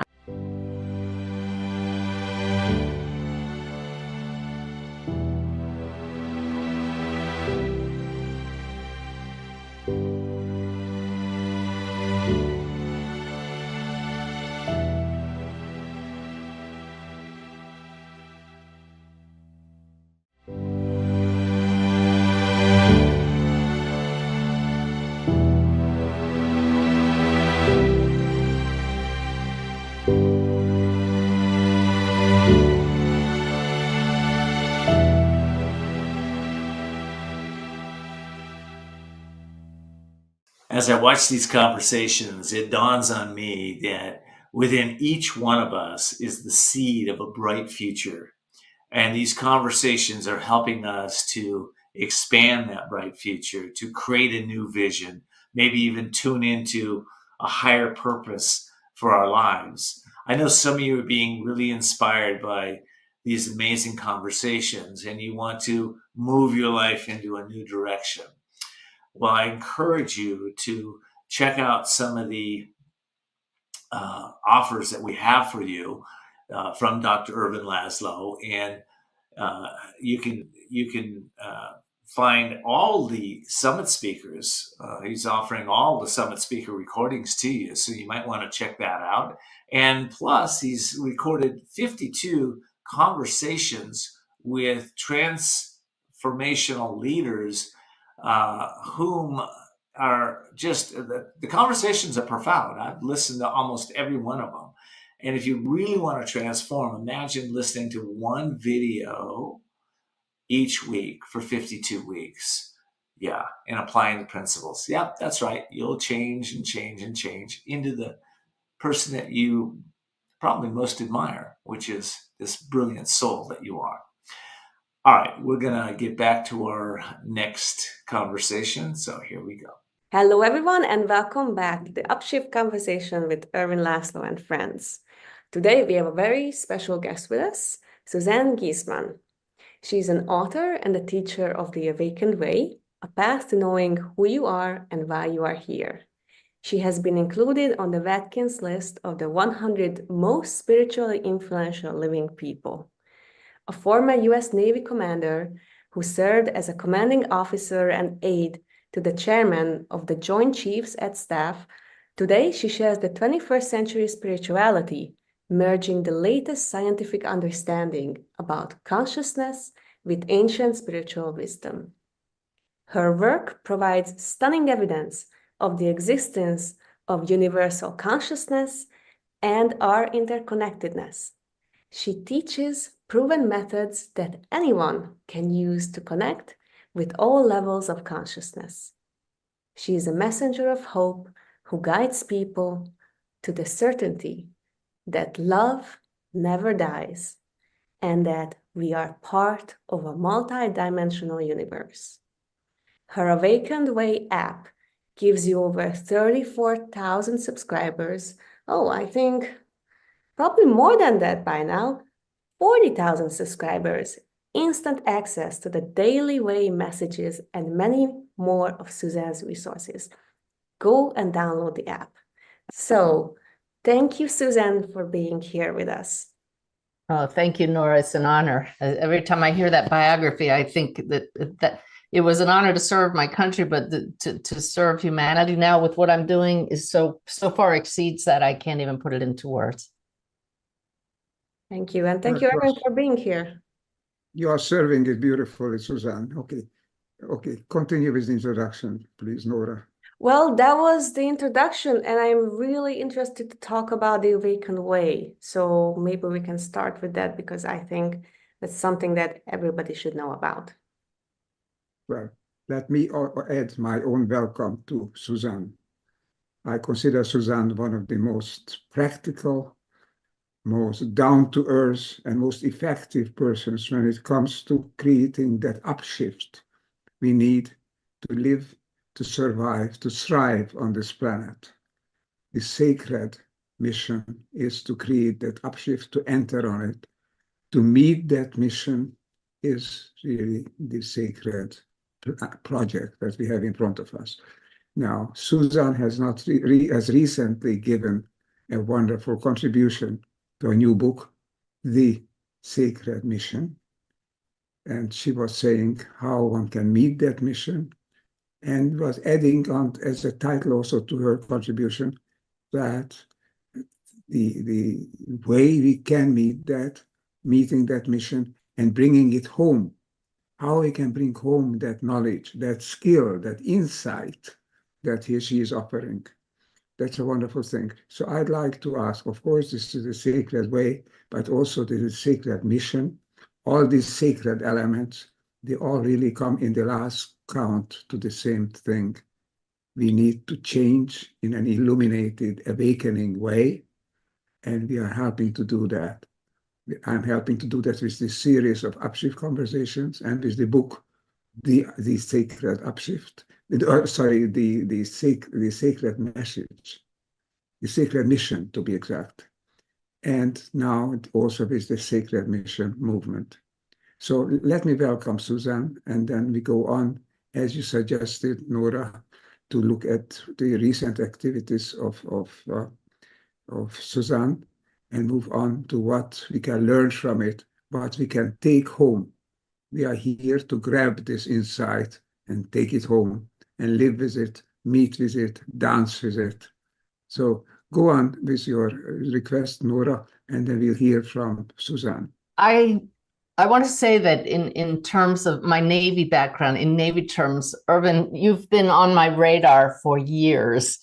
I've been reading your books and watching your videos and learning from you about higher consciousness at the same time that I was opening to this field of consciousness of which we're all a part. So as I would read your books, it validated the personal experiences that I was having.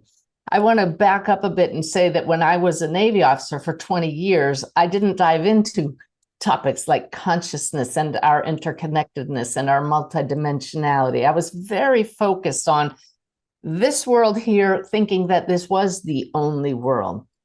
But then I experienced September 11th, 2001, up close and personal, literally flying over the burning World Trade Center buildings, returning to my building, the Pentagon, within hours of it being attacked. And that was the day when I started asking deeper life questions about how certain events are connected, and do we survive death but I didn't get satisfactory answers. This was, of course, 2001, a long time ago.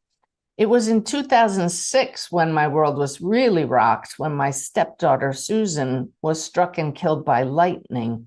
I see the parallels now with this bolt of lightning that many times it takes us a bolt out of the blue, something to take the legs out from under us, to truly awaken to the fact that we're not only human, that we are multidimensional beings of light, souls. And because of that, we can communicate with, connect with all that is, most especially each other and those who have come before us, and higher guidance. It was my search to connect with Susan after she passed that led me to awaken to, open to this multidimensional reality. So as I said earlier, reading your books, and you bring in many guest writers to some of your books, just was so affirming to me. This current book and your current initiative about our sacred mission really speaks to my heart, because when I learned that I also have the ability to tap into other people's loved ones who have passed, not just my own stepdaughter, with verifiable evidence that this connection is real and helpful and healing, I, from the beginning, called that sacred work. I even looked up the word sacred at the time that I started using it, so I could really define it. And it means filled with an air of reverence. So then I looked up reverence, and reverence means filled with awe and wonder. And when we only focus on this objective physical world, we take things for granted. We lose the sense of wonder and awe that we can bring home on a regular basis when we shift our attention. There's that shift word, from the mundane to other realities that are right here with us. So I'm so grateful that I've been, I was invited by you and accepted by you to contribute a chapter to your newest book, to share with others that we all have the ability to tap into higher consciousness, because we are that consciousness itself. And as you said, the chapter title is Bringing Our Sacred Mission Home. It requires each one of us to make a commitment to shifting our focus regularly throughout the day, away from the physical reality, whether that's to other realities that we feel are out there, or going within to realize that all realities are in here. It doesn't matter which way you go, just that shift in focus shifts everything. And that's why my new book, which is just out in April, is called The Awakened Way, Making the Shift. There's that word again, to a divinely guided life. The shift is what is missing from so much teaching these days in the personal transformation world. We talk about how to change ourselves at this level, but without shifting to the realization and the focus on our higher selves, very little will change. Exactly. It's wonderful to have this teaching from you in such a practical way. How to do it. Yeah. We are, after all, beings with a consciousness. I, as a philosopher and researcher, have been convinced for decades that consciousness is not local, is not limited to our body. We tap into a consciousness field, if you like, into a higher consciousness. And that has become so important today, to change the way we think, because the way we think, after all, influences the way we act. And the way we act makes a difference between suffering increasing crisis and facing more and more desperate situations, and moving forward toward a more bright and sustainable and thrivable future. Both can happen, and it is not decided yet. The way we think is key. The way we think is so much dependent on how we see ourselves and our world. In other words, how our consciousness is perceiving the world around us and how it tells us we should act. It's assumed, I think, that all well-meaning people, honest, decent people want to survive for humanity, want to thrive together to more or lesser extent. But I don't believe that there is evil, that there is a sense of people who just want to be against that. The question is not really whether we want to move forward. The question is how we do that, how we can help people become what they truly are, a planetary species, a species with a consciousness of themselves and of the world as being one, this one consciousness or unitary consciousness.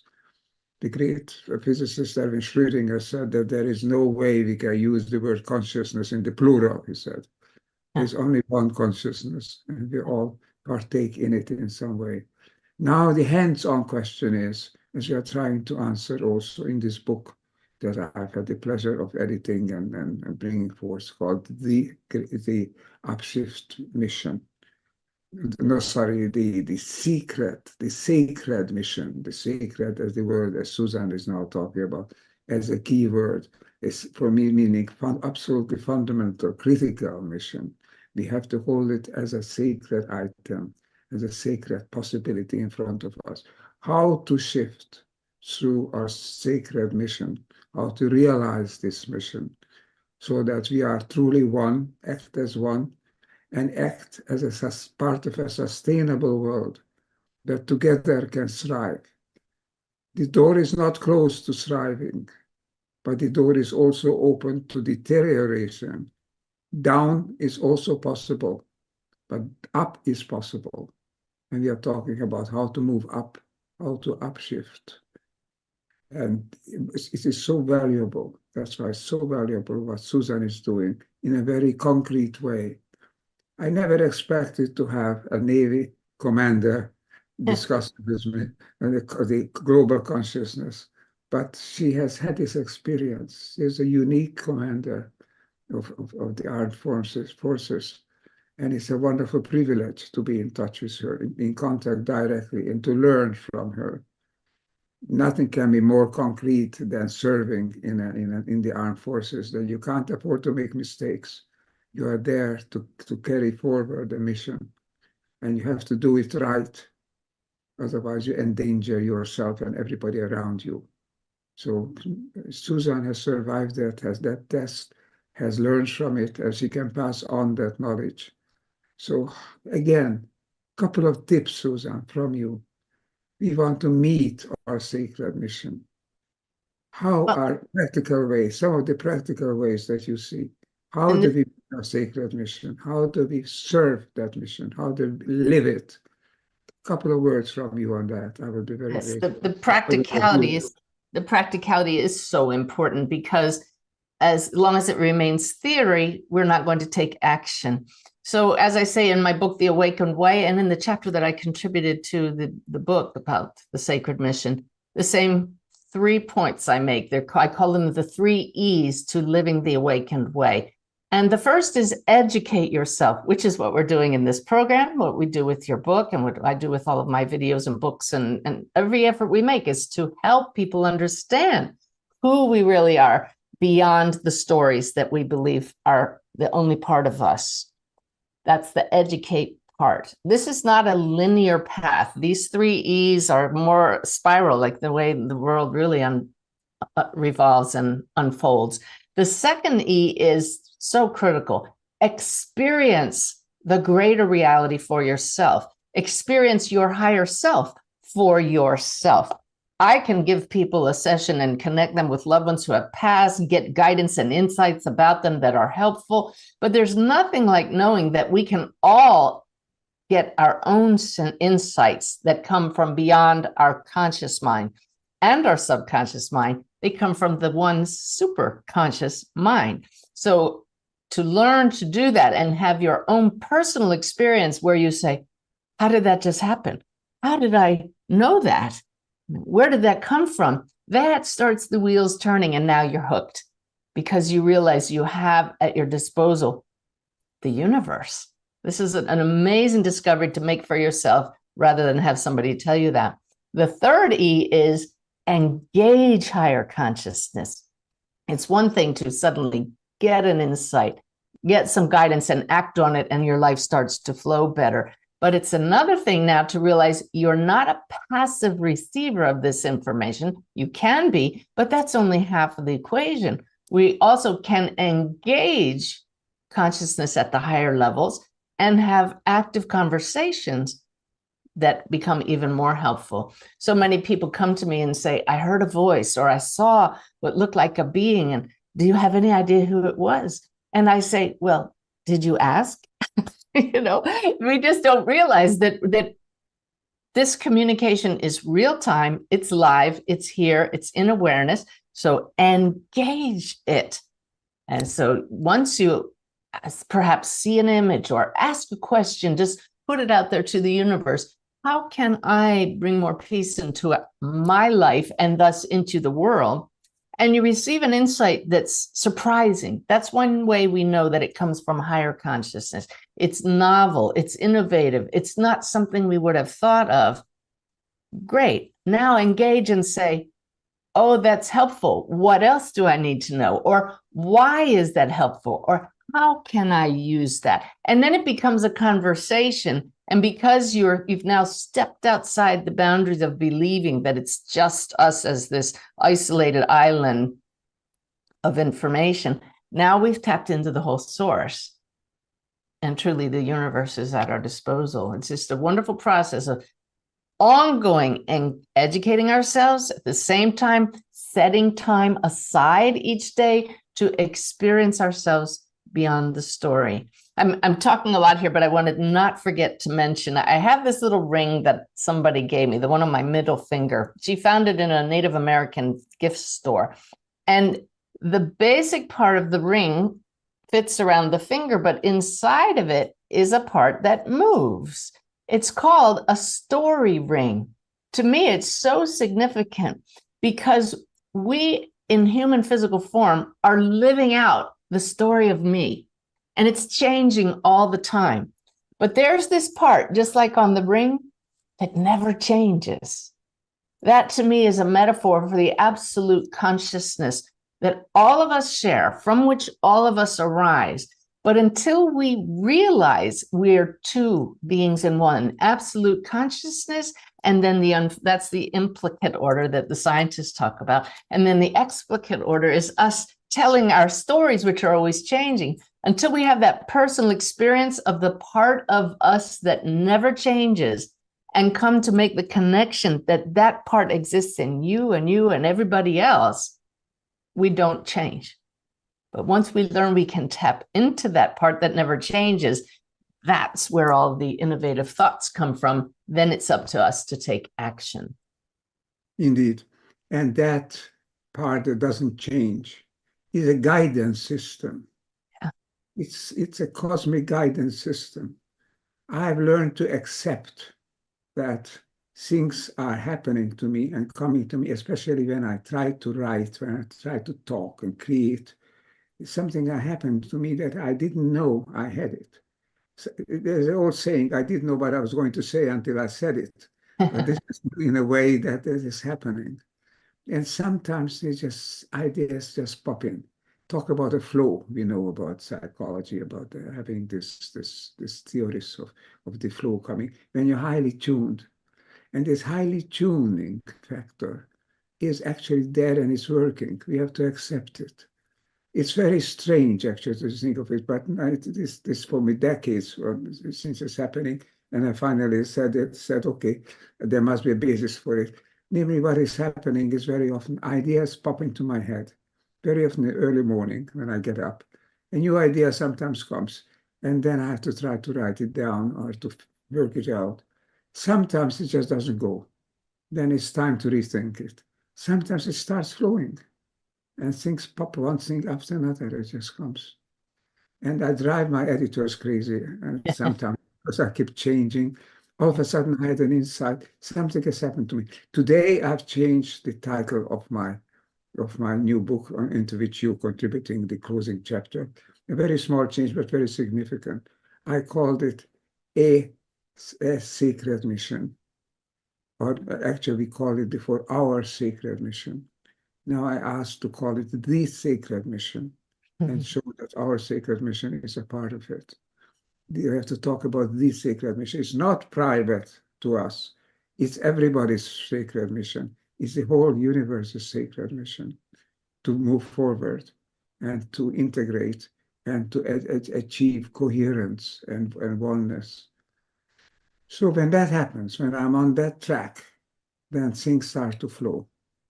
And even in a very concrete way, I start to work something out, and if it starts flowing, then it's fine. If it doesn't go, just somehow, I sometimes find even the computer objects. Sometimes it just happens that it just disappears. I don't know what happened. I wrote here, I didn't like really, but now I don't find it anywhere. You might say subconsciously press the wrong button, but I mean, I think it's more to it. There is a helping hand. There's a helping guidance presence in us.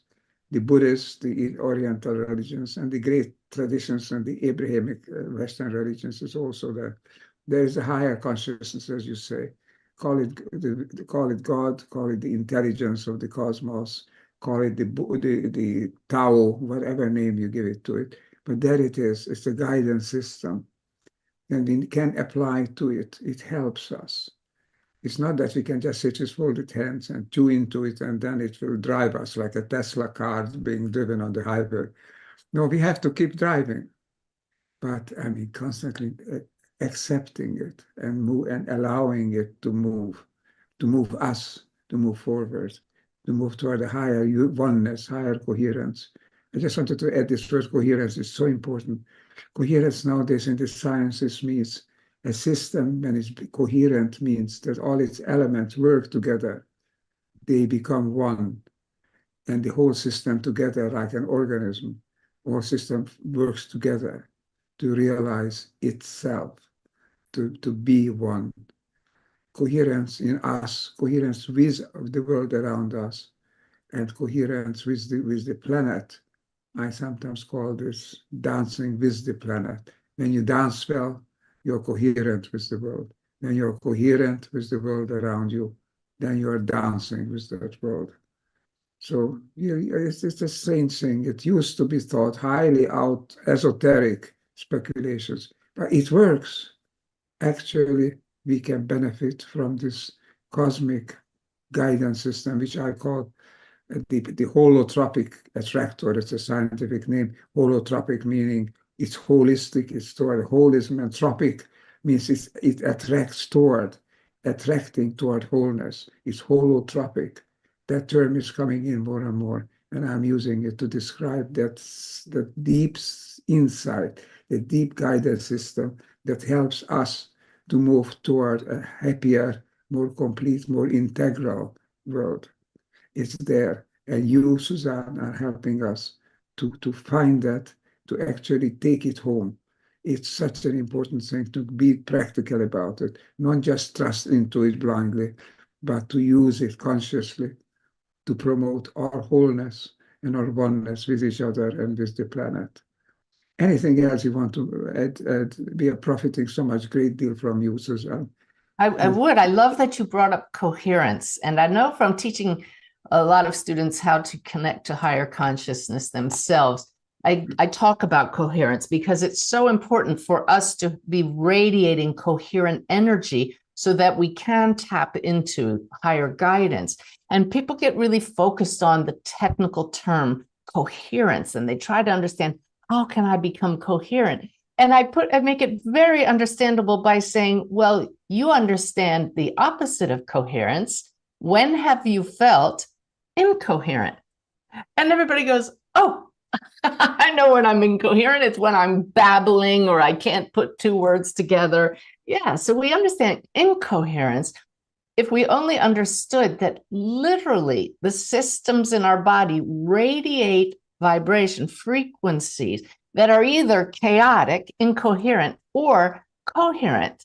The vibrations, the waves are matching in frequency, amplitude, and the troughs and the peaks match. And I know this from personal example, Ervin, that I was tested in a laboratory doing my sessions with higher consciousness. They put an echoencephalogram cap on my head, hooked up to 120 wires to a computer to see what would happen, what would change in my brainwaves when I communicated, when I shifted, there's that shift again, shifted my consciousness consciously to do that with intention, with will. This is what I tell everybody. We can make this happen.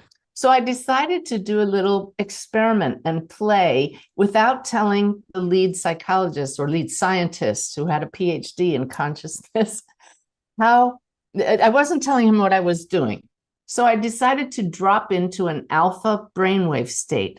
I've studied enough about brainwaves to know that that is an optimal brainwave state for connecting with higher consciousness, yet still alert. So all I did was a simple practice that I teach everybody. I call it a vagus nerve breath. Took that really relaxing breath, didn't tell him what I was doing, kept my eyes open, and then just sat there very calmly in what I knew from experience was the alpha wave state. He looked up suddenly from his computer screen, which was facing the other way. He turned towards me. He said, "Are you an experienced meditator?" And I said, "Well, that's relative, maybe not as long as many people, but I've been working at it. Why do you ask?" I was so excited because I knew that he'd seen something. And he looked at the screen and he said, Look at the different leads coming in. They're all different, but right here, all of a sudden, you started kicking out a bunch of very coherent alpha waves. And you could see all of the 120 leads, they just went very much into phase. To me, that was so validating that we can train ourselves, which is what I did. Nobody taught me how to do that. I now have recordings that help people train themselves to go into alpha state and theta state and back to beta state, which we're in right now, because it's so beneficial for us being coherent beings, interacting with others and receiving insights from higher consciousness. In the chapter for your book and in my book, there are 24 different practices that we can learn to do to connect and to find more peace, to work with our own energy field. But one of those practices is a simple 3 minutes a day practice where you drop into alpha state and you ask a question of higher consciousness and get guidance. It's like finding we have a genie in the bottle. You were talking about ideas popping into your mind, Ervin, and I make a joke a lot of times when I teach that not all of our brilliant thoughts are our own. And it's because we're connected to one mind. And that mind bifurcates into billions of minds, 8 billion now on the earth, right? Just human minds alone. There are other minds. Animal minds can also influence, and then higher minds in non-physical form. When it serves the greater good, which is part of our sacred mission, and we're open and looking for insightful guidance, ideas will flow in. You may go to bed, Ervin, with an idea, with a question. I wonder how I could write that concept better. And imagine, as I'm sure you do, when we put it out to the universe intentionally, if we go to bed, I would like the answer to this. I would like guidance on that. And then we're awakened and the insights are flowing. Now we've consciously made the shift to a divinely guided life. That's awakened way of living. Is wonderful evidence these days coming to complete to go on to what you're saying. Wonderful evidence that when healers and deeply spiritual persons are engaged in their work, when they are in this altered state of mind, the EEG waves of their brain move down into the delta level, which is even beyond the alpha. Normally, people are deeply asleep in the delta level. Healers and highly prophetic or inspired spiritual persons are awake in that delta state. They actually are measured in the delta state. Wow. Everybody can do that, but it's fantastic that in that state, how all the different people's frequencies begin to get tuned together. The frequencies and the phases, the amplitudes count a little bit less. They have to be compatible, of course, but the phase, so that the waves don't cancel each other, but reinforce each other, the tops and the bottoms, Yeah. That means the phase, they are in phase. and the frequencies. Nikola Tesla, the great maverick scientist, said, if you want to know something really about the universe, think in terms of frequency. It's so funny because I spent the last hour before this interview watching 2 of his videos, and I never do. That's why you've mentioned him twice now, and I break into a big smile because that's just the web of consciousness showing how connected we all are. Because finally, we are all standing waves in that cosmic universal field, and we influence each other. Now we are influencing each other much more when we are coherent with each other. Then we are interacting, then we open up the channels, then we open up our input source. Our source becomes part of us, and we influence back again, as you say, our source. So we are interacting, we are dancing with the planet, and the planet is dancing with the universe. It's wonderful to be in tune, stay in tune, get in tune. And this is what you are teaching and what you are showing and what you are trying to say also in our book, in our sacred mission book. This is part of our mission, to be part of it, to work together, to find our way to wholeness and to union, because then we can live, then we can thrive, then we don't work against each other, then we work in step with each other, then we dance together. This is old spiritual insights now can be scientifically proven to work, as you are just saying. As I experience so many experiments that I've made with EEG, with up to 12 people simultaneously meditating and coming into fantastic, up to 98% coherence with one another, And we have the recording of these things that I've done here in Italy. This is a wonderful event. So thanks you again once more. I think let's get some final words for our viewers, but thank you for providing these insights into how we can, in practice, become one and move forward so that this becomes a sustainable, a thriving planet. Not wars, not conflicts, but understanding, comprehension, and union. Give a few final thoughts, what people can really take home. What is it that you would like people to take home? I'm very excited because just in this last bit of talking that you were giving there, you allowed in the inspiration to me for something that I've never thought of, and I'm going to share it here for the first time. And incoherent. We look at, for example, politics. People become incoherent when they stick to their own story and they don't hear the other person. They're just talking from what they think they know instead of being inspired. But what if we challenged people to first learn to be in alpha state? It's just a beautiful, calm state of flow. I've shifted to it right now, and perhaps you can feel that shift. If we challenged political leaders and thinkers to sit together and maintain alpha, they're not allowed to slip out of it.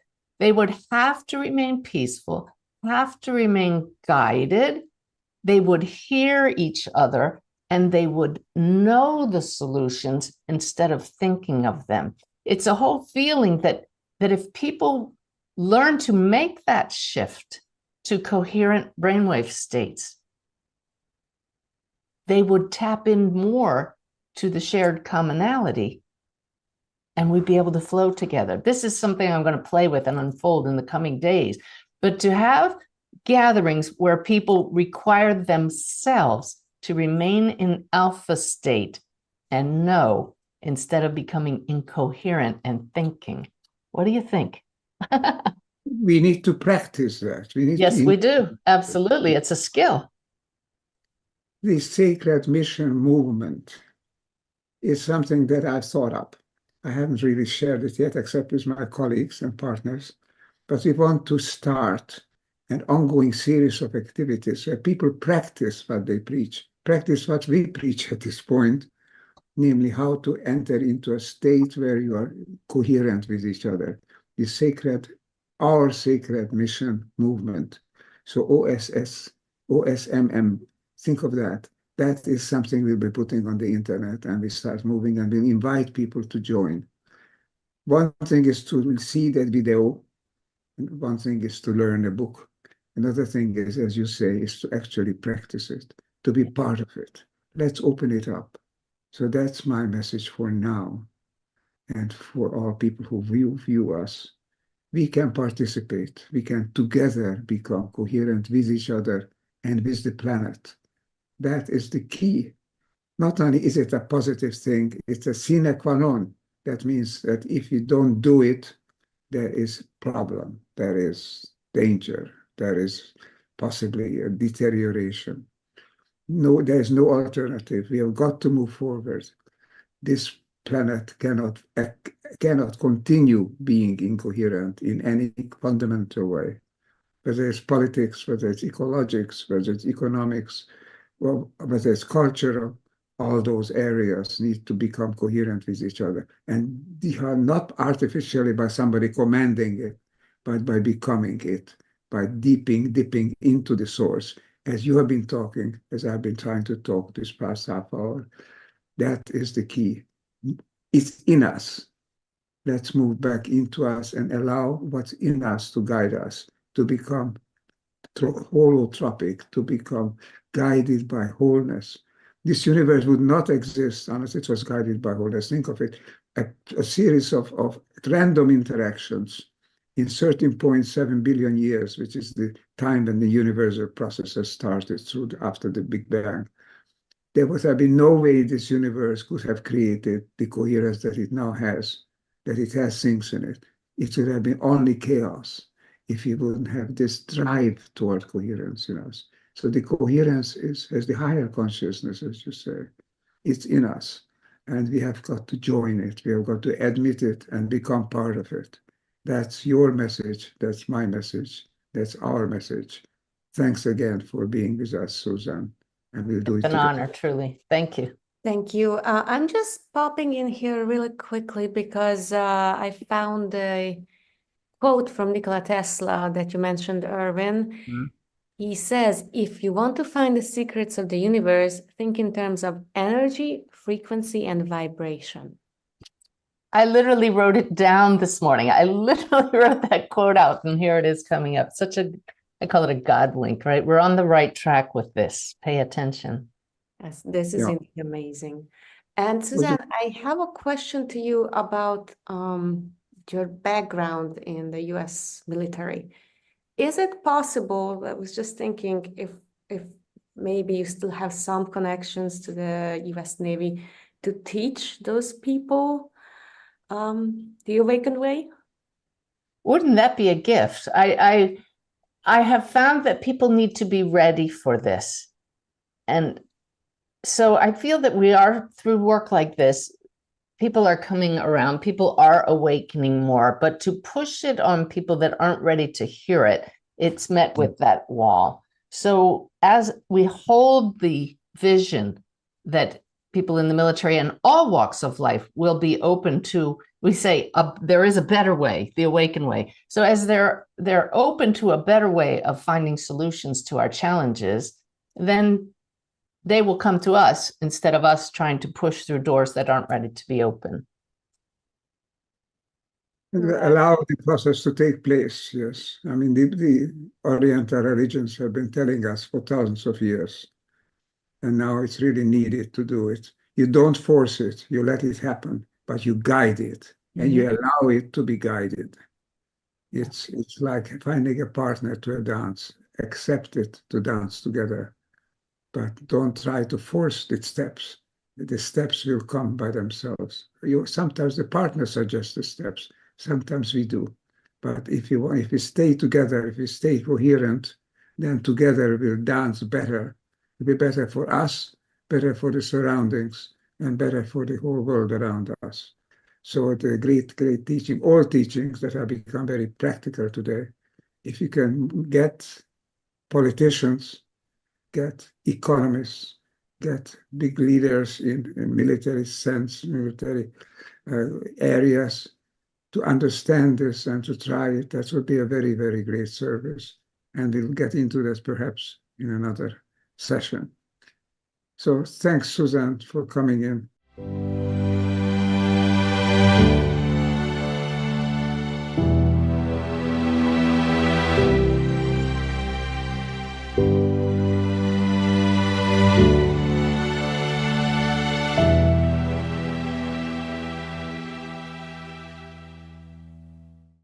Hi, Kendi Foster here. I've sure been enjoying these conversations. I hope you're saying the same thing. And I've learned over the years, maybe you've learned this, that the journey to consciousness isn't an isolated journey. It's a collective journey. And what I mean by that is that as we connect with one another, as we learn from one another, as we uplift one another, as we're in service to one another, then we change. Our consciousness changes. And that's what Dr. Ervin Laszlo has put together. He's put together not only an institute, the Ervin Laszlo Institute, but also the conversations with the luminaries, visionaries, the most profound prophetic thinkers of our time, those that are authors that have realized wisdom, individuals that aren't just talking about it, they've applied these principles in their own life. And so if that's you, if that's where you want to go, you want to be more part of the solution, or maybe you just want to support Dr. Laszlo's work, I encourage you to purchase the Summit videos. There's 17 of them. You have all the videos to watch over and over and over again. And also the conversations that Dr. Ervin Laszlo has done. They're called the Upshift Conversations. It is 52 luminaries that are thinkers that will, quite frankly, just as you listen to the Summit thinkers, they change your thinking. They upshift you. You know, when you walk away from this summit, you're feeling more empowered. You're feeling alive. You know there's solutions to not only the world issues, but your own issues. So I hope you consider that. And I really want to thank you for watching and passing on these amazing conversations to those that you love. All right. Are you ready for the next one? Here we go. Before I introduce today's extraordinary guest, Dr. and Master Shah, let's begin with this, Ervin. A newborn needs loving touch in order to survive. And we as human species need a loving connection to do the same, in a sense. But we're so disconnected from self, other, and the greater that we're now almost at risk of extinction, as well as risking that of many other species. So I woke up this morning and I felt a little low energy, and lucky me that I'm in a supportive work environment, that everyone is so accommodating and understanding. But there are a lot of people that are waking up in their day somewhere on earth, going into a work environment that is so stressful and demanding. So I want to know, you are such a prolific writer and speaker and thinker and pianist. Where do you derive your connection to source? Is it through music, through playing the piano? Is it through your writing? What's the source of your connection to consciousness, given that we're all being called upon to find this now at this very dramatic turning point in time? The connection cannot be made. It must be allowed. It's something that comes. You really have to wish for it. And then you can enter on that wavelengths where Master Shah can point the way, and other great spiritual leaders. The connection that we have is spontaneous. It's always there. It's always available. But we have to call it up. We have to wish for it, and we have to allow it to emerge. It is part of our being, not as separate beings, not as something separate from the world around us and from each other, but is being part of what in science nowadays one refers to as a cosmic hologram, the entire universe as a hologram. We are part of that, and our connection is instantaneous and is permanent, and it's universal. It's up to us to manifest it, to allow it, and to live with it. Then we become better persons. We can enter on the discussion later on as you like, how we become and what we become. I just want to mention that you asked for the connection. The connection is essential, especially in times of stress, crisis, and potential breakdowns. That pulls us back to who we really are, which was the question that you, Alison, started with. Exactly. Well, on that very uplifting and encouraging note, I'm going to introduce us now to today's very special guest, Dr. and Master Shah. Now listen to this. He is a Tao grandmaster, healer, teacher, founder of the Love, Peace, and Harmony Foundation, author of 30 books, including 11 New York Times bestsellers and several others on the bestseller lists of the Wall Street Journal, USA Today, and Amazon. He has an MD degree in Western medicine from China. He's also a doctor of traditional Chinese medicine and acupuncture. Master Sha has combined the essence of Western medicine with ancient wisdom to create soul, mind, body medicine and Tao teachings to help humanity. He's a grandmaster of several Asian arts, and in 2002, he was named Qigong Master of the Year at the 4th World Congress on Qigong.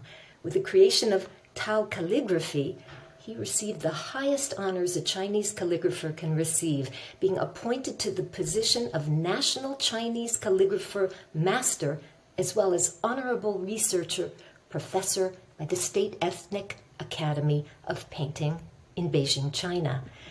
Welcome, welcome. That is an illustrious introduction and much deserved, I think. Master Sha, I want to ask you this, as we're talking to Ervin just before, about the fact that humans need contact. Babies die without sufficient loving touch, cuddling even in their infancy. And here we are as a human species. We dance, we hold hands, we embrace, make love as material beings.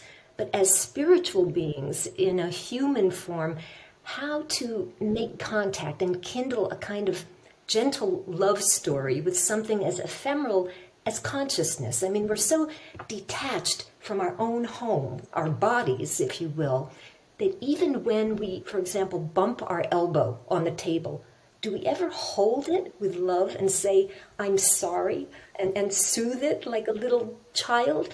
I mean, it's as if we don't relate to our own body parts as living extensions of our whole, much less nation states to the global whole, much less the planet to the cosmic. So is this reconnection with your incredible calligraphy healing encouraging others to cultivate this love relationship with consciousness? Thank you. I'm very honored to be here today. Thank you, Dr. Ervin Laszlo. I respect him from my heart. For answer your question, so I would like to say the Lao Tzu Tao Te Ching, I start from here. The author of Tao Te Ching, millions of people know Lao Tzu. All the university professors honor Lao Tzu as an ancient philosopher. Lao Tzu said Tao. This is Tao. What is Tao? Tao is the ultimate source and creator.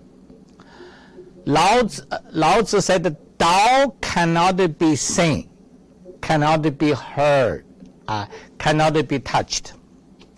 So Tao creates this called one. Yi means oneness. Within the oneness, there are two energy. I use this one. It's called Qing Qi, Qing. Qi means energy. People know Qing means clean, light, and light energy. So another one is called Zhuo Qi. Zhuo Qi means disturbed energy. So these two energy mixed, they are not separate. They stay for eons, millions, billions, trillions years. They wait for Qi Hua. They wait for Qi Hua. Hua means transformation, energy transformation. So when the Qi Hua came, this clean energy rises. This is to form the heaven. Qing Sheng rises. Wei Tian form the heaven. Zhuo Jiang, this is this disturbed energy go down to form the Mother Earth. So this is two. Many people know yin and yang. So the heaven is a heaven called Tian. Then this disturbed energy force the Di. the Mother Earth. So heaven is yang, earth is yin. We live here, heaven and Mother Earth. Millions of people are meditating.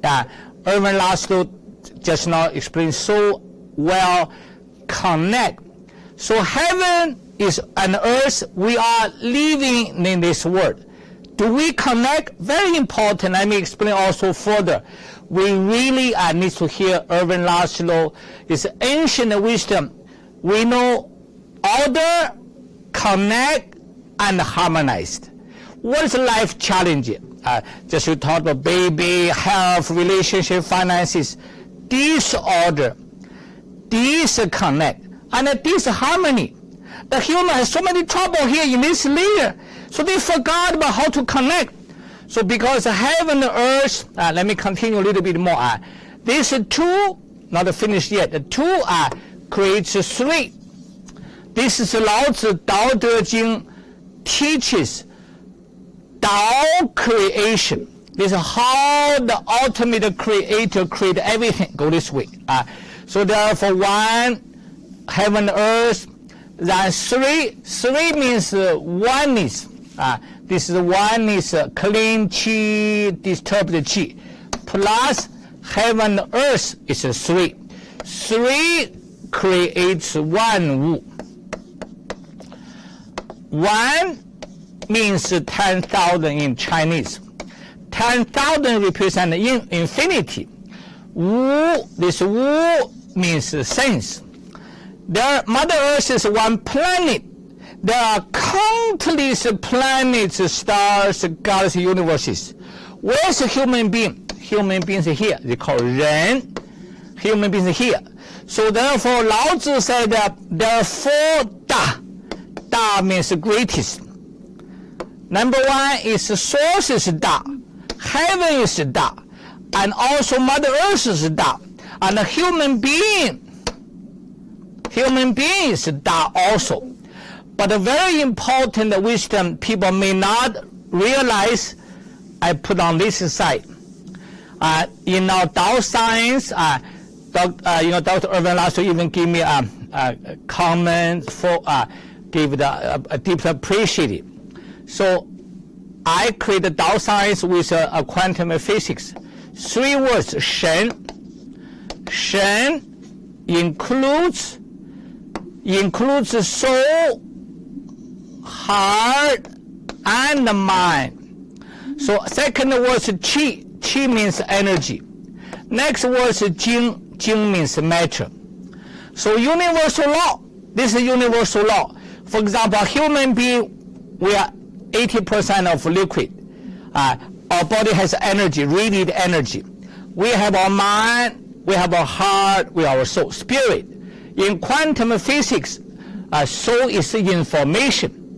So therefore, Shen, Qi, Jing, beloved Einstein, these are Einstein relativities. E equals mc squared. So therefore, here energy, here matter, here speed of light. So Dr. Rulin and I, he's a physicist. We talk about the grand unification. Dr. Ervin Laszlo is here, top science. So that now, grand unification means in physics, one formula can summarize everything. Here's Shen, S. Energy is Qi. S plus Qi, energy plus matter equals 1. So our grand unification S plus E plus M equals 1. This one is oneness field. It's a Tao oneness field. Here, from here above, is called Wu word. Wu word means emptiness word. Cannot be seen, cannot be touched, cannot be heard, but existed. They existed. They are the ultimate creator. But we live in heaven, earth. Here's heaven, here's earth. We live in this world. So what is most important is Shen, Qi, Jing. This is Shen, Qi, Jing. Shen, what is Ervin Laszlo explained? I will explain in ancient ways like this. This energy here soul, heart, mind. So therefore, and there's two kinds of information. In quantum physics, talk information, but I believe information has a positive. Soul is information. All message. Millions of people believe this. Millions of people believe soul and the spirit are the same thing. Soul and the spirit is a soul. So there are positive love, care, compassion, generosity, kindness. So therefore, this is information. Heart is a receiver of information. When you give love, you talk a baby crying, mother give the, oh, darling, feel good, loving, and also people feel sad, give people healing, give people a loving, people can feel love. Heart is a receiver. Okay, I receive the love messages. Mind is a processor. Mind, millions of people are meditation. Mind over matter, mindfulness. People talk about positive thinking and positive words, but it's mind over matter. Mind over matter, millions of people are here, and I feel great, but I feel not enough. Next step is soul over matter. Our beloved spirit is the final boss. So energy is a mover. And meditation, guide energy flow. The energy flow, blood here, blood transformer. So this is the information system. Message at the soul level, heart receiver, mind processor, energy mover, blood transformer. But the people may not know is there's negative information. And people angry, I'm sad, depressed, fear. So this negative information, heart also receive, mind process, the energy blood issues, inflammation, tumor, cancer, trauma, relationship, financial blockage. This is negative information. This is called information system. Good one, bring good health, relationship, finances.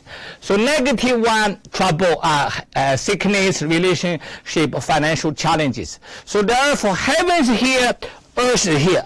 Ervin Laszlo mission, connection. I totally support and how deep. We are here, human being between heaven and earth. We connect. We can also, this is existence word. So this, I'm putting the word. So, but both word this is all positive, no such negative here. But here in the existing world has a positive, negative. The key is we connect with the positive here. We always connect with love, care, compassion, positive. Try to remove this negativity.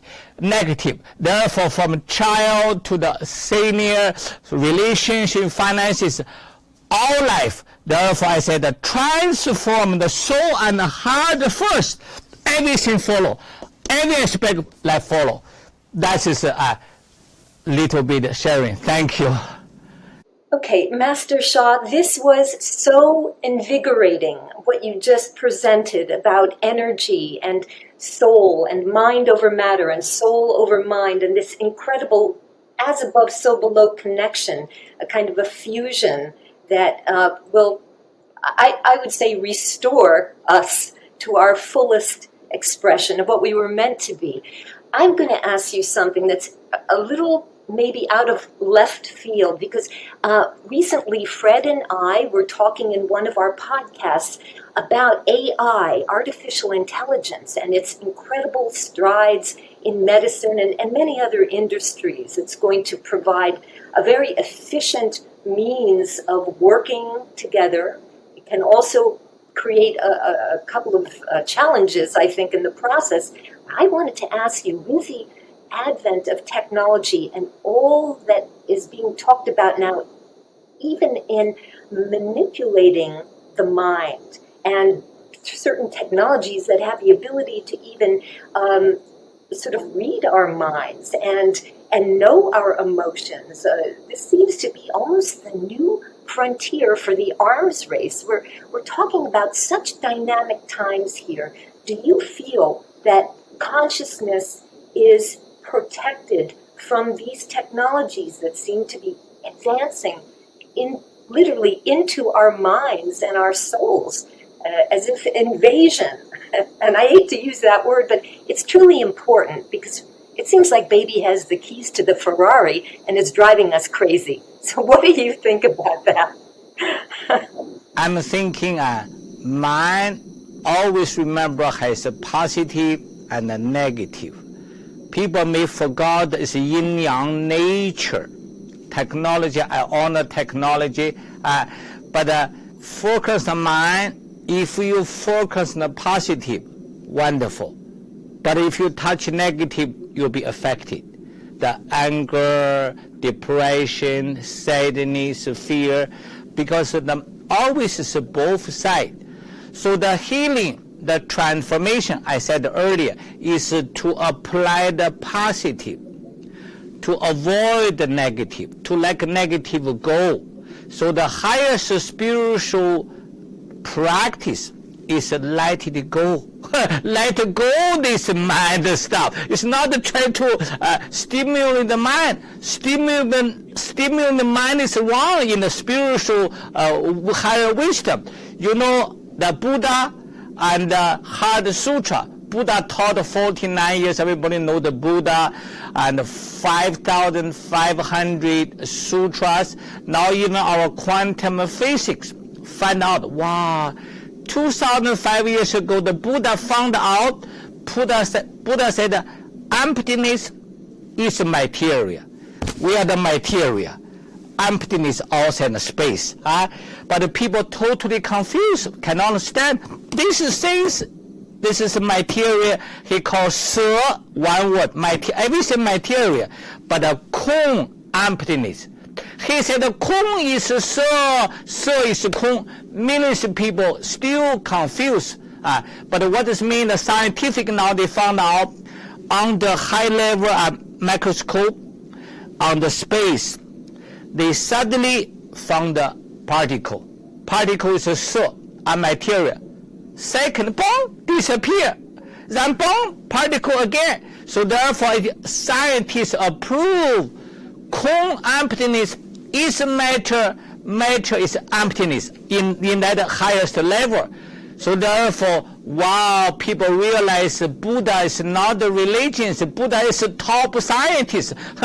2,500 years ago, the scientists found out the emptiness is material, material is emptiness. Scientific approval for that. What I want to see, if we focus on the mind, we have a limitation. I honor all the technologies. Remember, there's a positive, negative. We should let mind go to the highest, the purest, the soul place. That's my point. So you're saying, and I want to make sure that I'm understanding your point on behalf of our audience, because this is really key.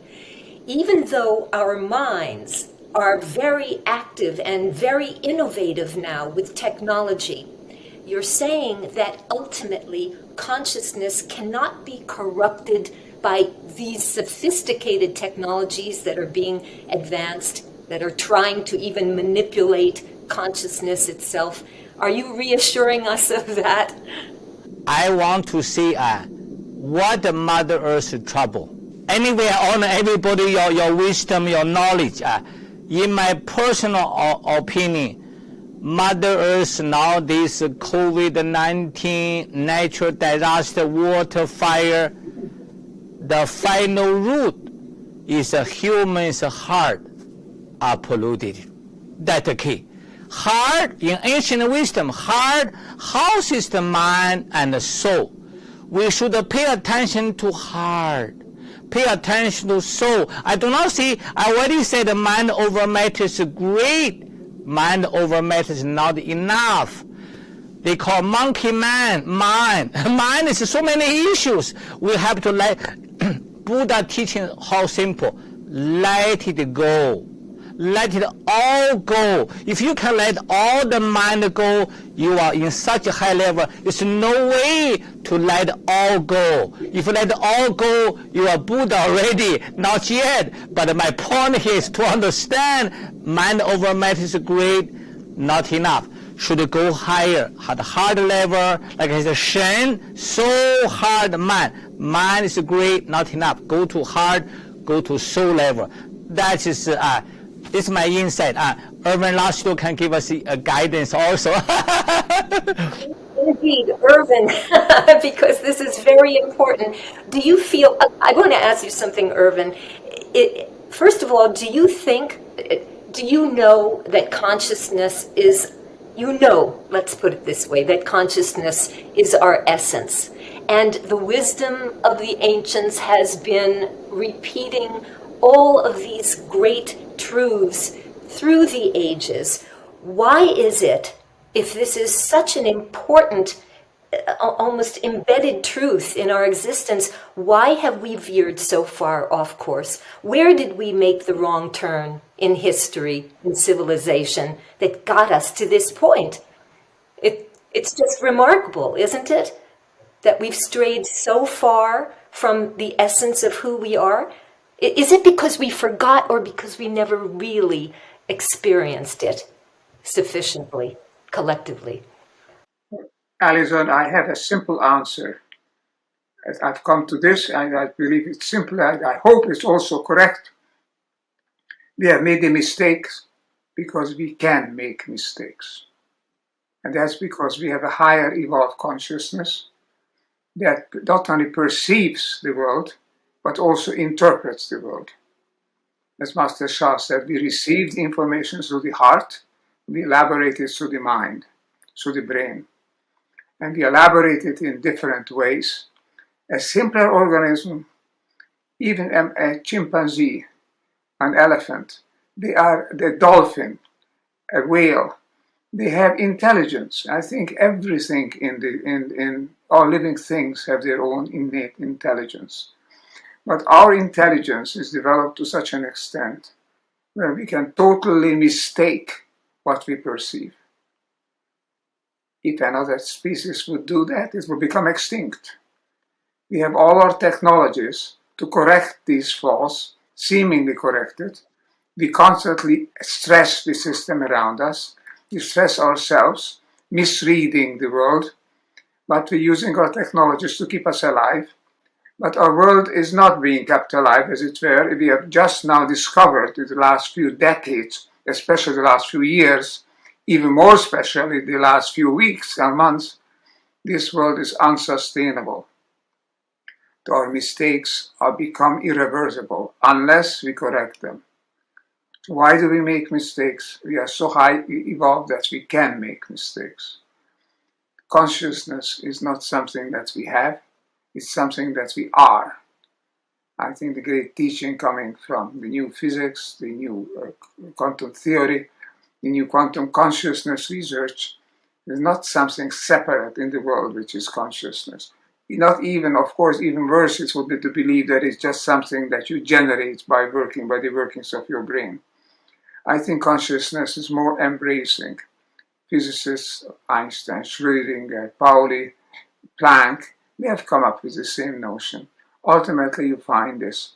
The world is not a sphere of matter. It is a sphere of energy, but not just blunt, raw energy. The world is informed energy. Information, as Master Shah was talking about, information is the key. We are informed beings, informed energy beings, as it were. The world is not material. The world is, if you like, spiritual. That's one way of interpreting it. But we can say in terms of physics that there is a deep dimension in the world, which in quantum physics is known as the implicate order. Here are the laws of nature.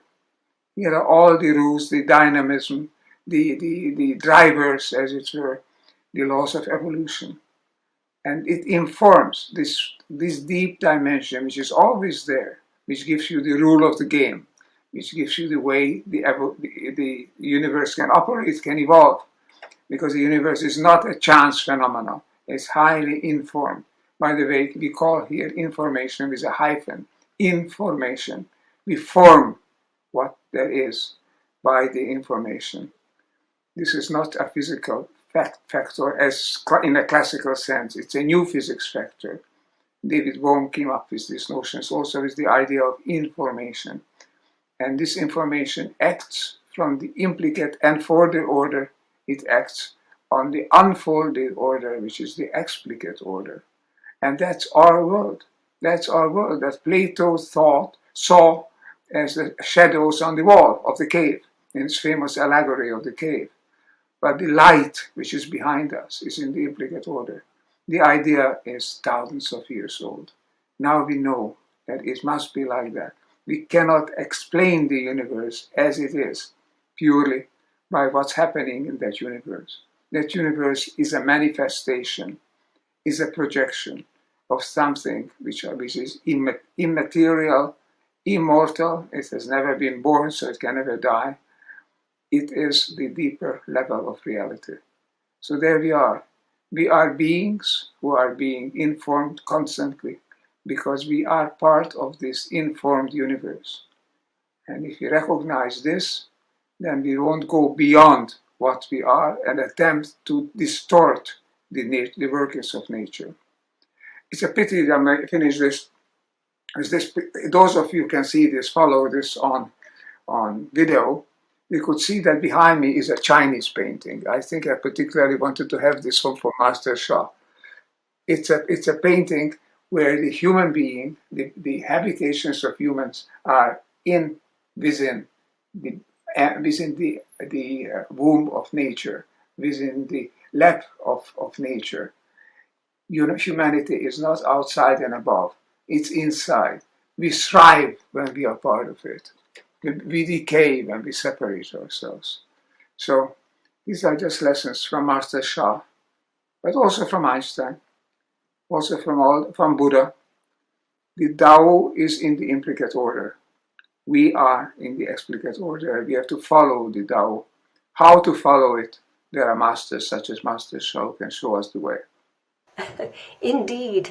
And okay, speaking of the Tao, I want to talk with you, Master Shah, about the Dow Jones Industrial Average and the Dow Jones as in all of us, Industrial Average, and how to help it go up, way up, on behalf of investing in enriching humanity and by extension, other species. Your calligraphy healing is almost like an investment in the Dow Jones Industrial Average going up. Is there such a thing? Because I know that you do extraordinary individual calligraphy healing art. You did an incredible interview, I think it was Bill Gladstone with David Meltzer, who is a real businessman. I mean, in the classic high octane, high energy, very financially successful sense.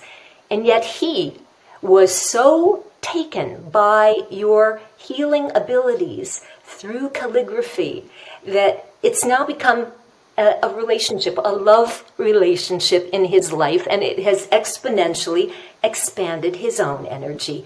Can you talk about that in terms of, we have the G20 leaders and the COP26 coming up and all these major leadership-oriented organizations that are still stuck in the old paradigm. Is it fear? Is it resistance? And is there a kind of calligraphy art that you could create for the G20 or the future COPs? What do you think? Okay, let me share a little story. You talk about the Bill. Bill's my book agent. He's a book agent for all the famous speakers, teachers, and also he introduced me to the Ervin Laszlo, and he brought me to the Italy. Ervin Laszlo gave us research guidance. So 10 years ago, he introduced me to the David Meltzer, which is sports one in Los Angeles. And Bill introduced my background. I asked David, I said, what can I serve you? David said, I want money. The businessman opened the mouth, I do not want a spiritual enlightenment, I just want the money. You know what happened? I just hold a calligraphy paper. Okay, if this man wants money, okay, let me create a calligraphy. It's like this. This is not a formal brush. The idea is here.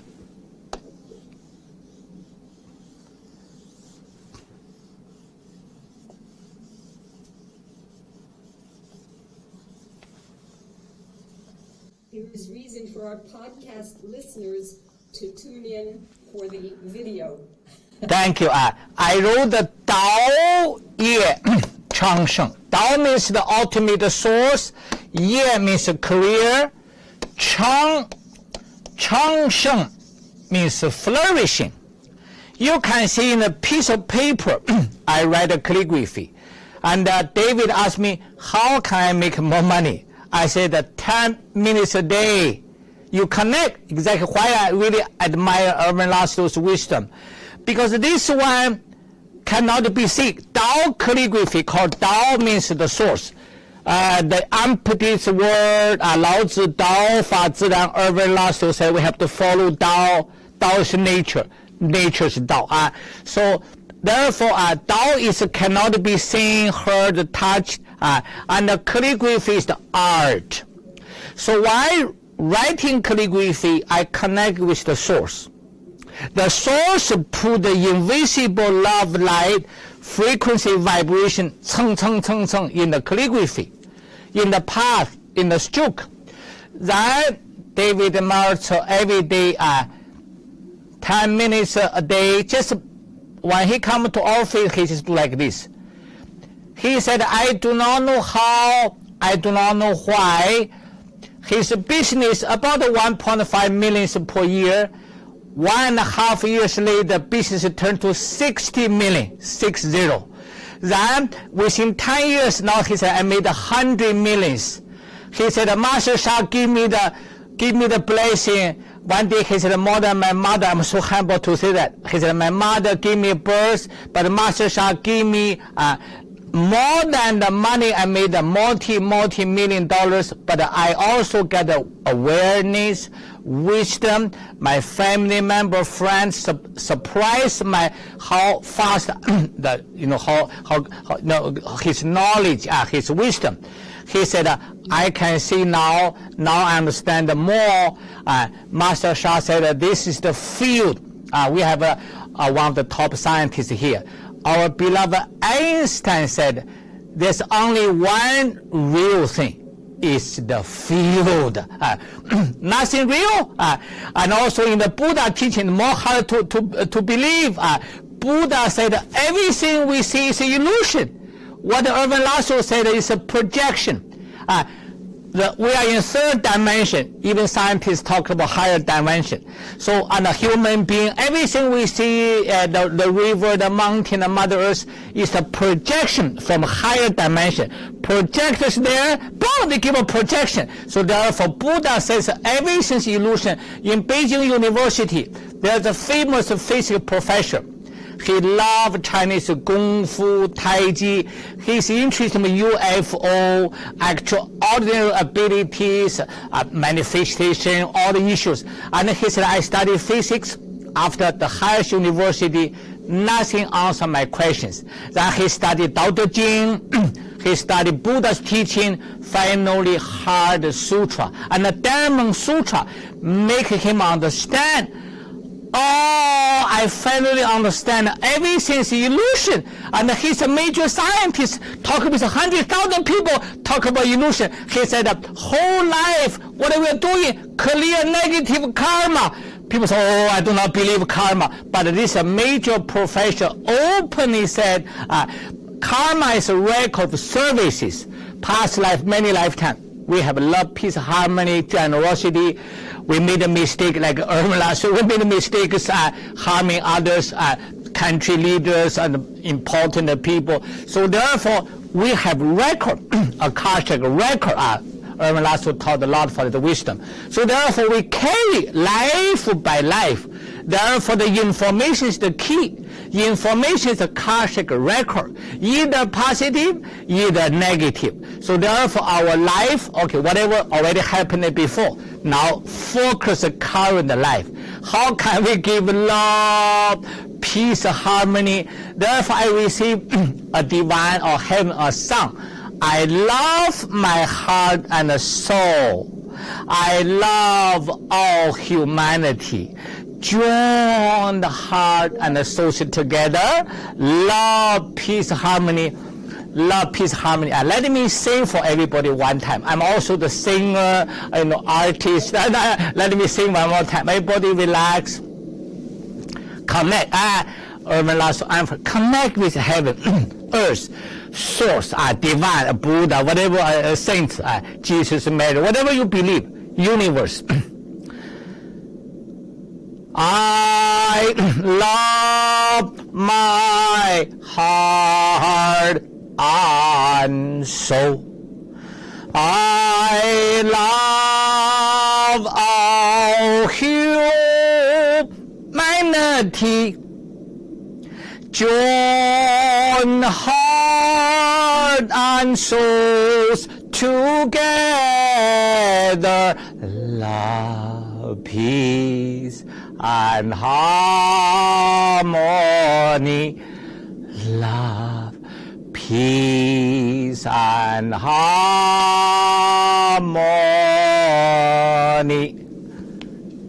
Thank you. I think you both must give a performance. You must sing, Ervin must play the piano, or at least you must convey your musical healing energies, because it's just so uplifting. You both belong at every COP, at every G20 meeting, G7 meeting. You both belong everywhere, and in a sense you are. I want to ask both of you one last question. I mean, there's so many questions, but because you're both really masters in your own right. I know you're both very modest in that, title that I'm appointing you, but it really is the truth. People always ask both of you questions to understand life, to understand consciousness. Is there anything that each of you individually ever asks that or wants to ask consciousness? A question that either of you ask yourselves quietly, personally, at any point in your life about all that is? Or, I mean, do you understand what I'm asking? Like Ervin or Master Shah, who would like to start first? Just to humanize both of you. Is there any question that you sometimes ask yourself or consciousness directly? Always I honor Ervin Laszlo.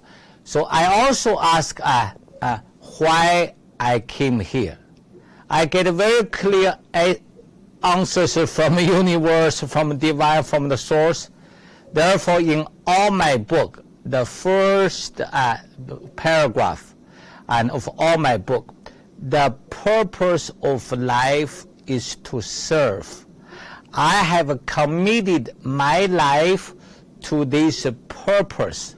To serve is to make others happier and healthier. To serve is to empower and enlighten others. So, and just now also Ervin Laszlo mentioned, in the Buddha, Lao Tzu, Tao Te Ching teaching, always like to connect with them. And in the Diamond Sutra in Buddha释迦牟尼佛teaching, 一切有为法. 一切有为法 means all things. Mother Earth, one planet, the solar system, Milky Way universes, all we can see, we know. 如梦幻泡影, just like a dream, illusion, bubble, the children get so poof, bubble, disappear. Bubble and also shadow, under the sun has a shadow. 如露也如电, just like a dew in the grass in the morning, and like lightning, thunder, lightning, quata, quata. Why Buddha have such deep insight? Many people believe him, many people not, because people have not realized. But why he said material is Kong? Kong is a material. It's the highest top point. Because we see the chair, we sit on the chair, we are the body, and the Buddha said, no, this is illusion, this is emptiness. And the Buddha's wisdom is because a human being, the chair, the house, the Mother Earth, not the permanent. The lightning, guang, guang, guang, disappear. It's very short.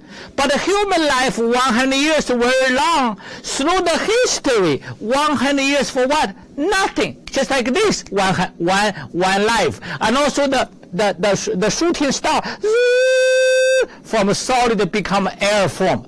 But they are billions years compared with the history is also like 1 second. So therefore Buddha said that this is an illusion. This is just temporarily. Therefore he said human is Kung. But the human issue is too much attachment. Attachment for what? Money, power, and the me, self-centered. This is me. Therefore Buddha teaching material is Kung. All the feeling, I feel good, I feel love, I feel upset, all the feeling, all the thinking, we just talk about the human's mind, all the feeling, all the thinking, all the action. Buddha said that this is all emptiness. It's a little high for some people, maybe because that's why millions of people believe him, many people do not believe him. But I said, do not misunderstand the Buddha teaching. We are the human being, Ervin Laszlo, everybody we come here, we have the purpose because we have to serve the humanity. We have to realize, remove the self-attachment, me. The purpose of life is to serve others. That's my insight. Well, I think that is a beautiful note to conclude today's very stimulating conversation on the note of serving, that we all remember to serve one another, to serve the planet which we are a part of, to even serve that inner light, that inner love story that we're trying to kindle, the consciousness and the essence of who we are. I want to thank both of you immensely, as well as Fred Sau, and to say once again to everybody, I am Allison Goldwyn with our hosts Ervin Laszlo and today's very special guest, Dr. and Master Shah, inviting you to join us for many more episodes to come, for please remember that when building a new paradigm for humankind, let's try to include human kindness. Stay tuned and stay attuned.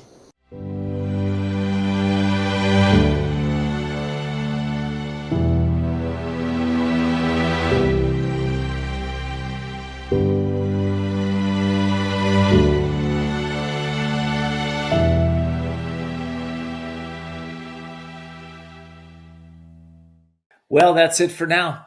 What an amazing summit. I hope you enjoyed all of our speakers. I want to give a special thanks out to our team that did just an incredible job with this. Special thanks also to all of our speakers for the summit. Thank you so much for contributing to the Upshift conversations and to the summit. And also, of course, I want to thank all of our sponsors and individuals out there that promoted our summit. I want to give special thanks to E360 TV, BBS Radio, AM FM 247, also Las Vegas TV Network and DB TV. You guys are amazing. This first time we've put our summits on radio and TV. So thank you again for that. And of course, thank you, Dr. Ervin Laszlo, for bringing us all together, for having the conversation that we all need to have at this point in time, by being there and being available for humanity to hold a space for all of us to upshift our consciousness. It's been memorable, it's been inspiring, it's been uplifting, and none of it would have happened without you, Dr. Laszlo. So thank you so much. And I want to encourage all of you to continue to listen to the summits. You know, repetition is the mother lode of success. If you repeat these conscious messages over and over in your mind, they get into the subconscious and the superconscious mind, and you start to manifest them in your life in greater and greater ways. So encourage you to continue to listen to these summit speakers. You can do that by purchasing either the complete summit speakers, or we actually have Ervin Laszlo's Upshift Conversations. He's done about 48 of them now. I think we'll end at about 52. You'll get all of them. And you can listen to not only the summit speakers, but the ones that also contributed to the Upshift Conversations. Then there are very powerful speakers in there. And here's the thing. Think about this. What if you just listen to one of these Upshift Conversations once a week for the next 52 weeks? Imagine what that would be for you, to remind you of your brilliance, of your greatness, to step into your power, your passion, your purpose, and to be able to make greater changes in your world, in the world of your family and your community. That's what the Upshift Conversations have been created for. They've been created for you. So we hope that you'll take advantage of the offers right now that we have for those conversations. You know, they will definitely enhance your personal growth and your personal power. And you will have a deeper understanding of yourself, a deeper understanding of how to create change in your world. And of course, they will inspire you to take actions continuously. Look at how you felt going through the summit. I know you're saying, yeah, I got inspired. Great. Imagine being inspired for the next 52 weeks. I hope you'll say, yes, that's what I need. That's what I want. And I want to pass the messages of truth, courage, hope, and love into this world so that we start to understand that, yes, we are all one, that what I do impacts you, what you do impacts me. And we let go of the separation that has created the distance between all of us, right? Whether it be race, creed, or mostly our thinking, right? That has, old ways of thinking that just isn't true, right? The science is proving now, as you've learned, that we are all connected. We are all one. And so I hope you'll also continue to be connected to our like-minded community on Facebook there. If you have not downloaded Dr. Ervin's book, Our Sacred Mission, I hope you'll do that. For those of you that are purchasing the series, you also get a Upshift integration session, I'm calling it, with me, that we're going to look at all areas of your life, and I'm going to help you to upshift those. So I've been doing for over 30 years. I've worked with tens of thousands of individuals. So why not you? Why not step into that? I hope you'll take me up on that. So what else? You've got now the practical tools from the summit speakers to step up your life, to enhance your life. I hope you'll apply them, because if you don't apply them, you just let them sit on the shelf. Well, nothing really changes. And if nothing changes, then nothing changes. And we don't want that. We want to upshift. We're at a critical time, as Dr. Ervin Laszlo has told us, of where the world is today. And we've all learned this. If you change yourself, you're doing your part to change the world. So I hope you'll step into that. And again, from my heart to your heart, thank you so much for joining us. We so appreciate you being here and letting other people know about the summit. And guess what? We are going to continue to these summits. We're gonna do a replay weekend next weekend. So that will be on let me look at my calendar and make sure I get the dates straight for you. That will be on November the 23rd and 24th, 2024. If you're listening to this live, if you missed a speaker, you can go back and listen to one of those speakers. So those are there for you too. We want to make sure everybody gets the information. Let your family and friends know about that. All right, that's it. I hope you've enjoyed the summit. I hope you'll continue to upshift your consciousness and step into your brilliance so that you can see the unseeable, know the unknowable, and then be able to do the impossible. Take care.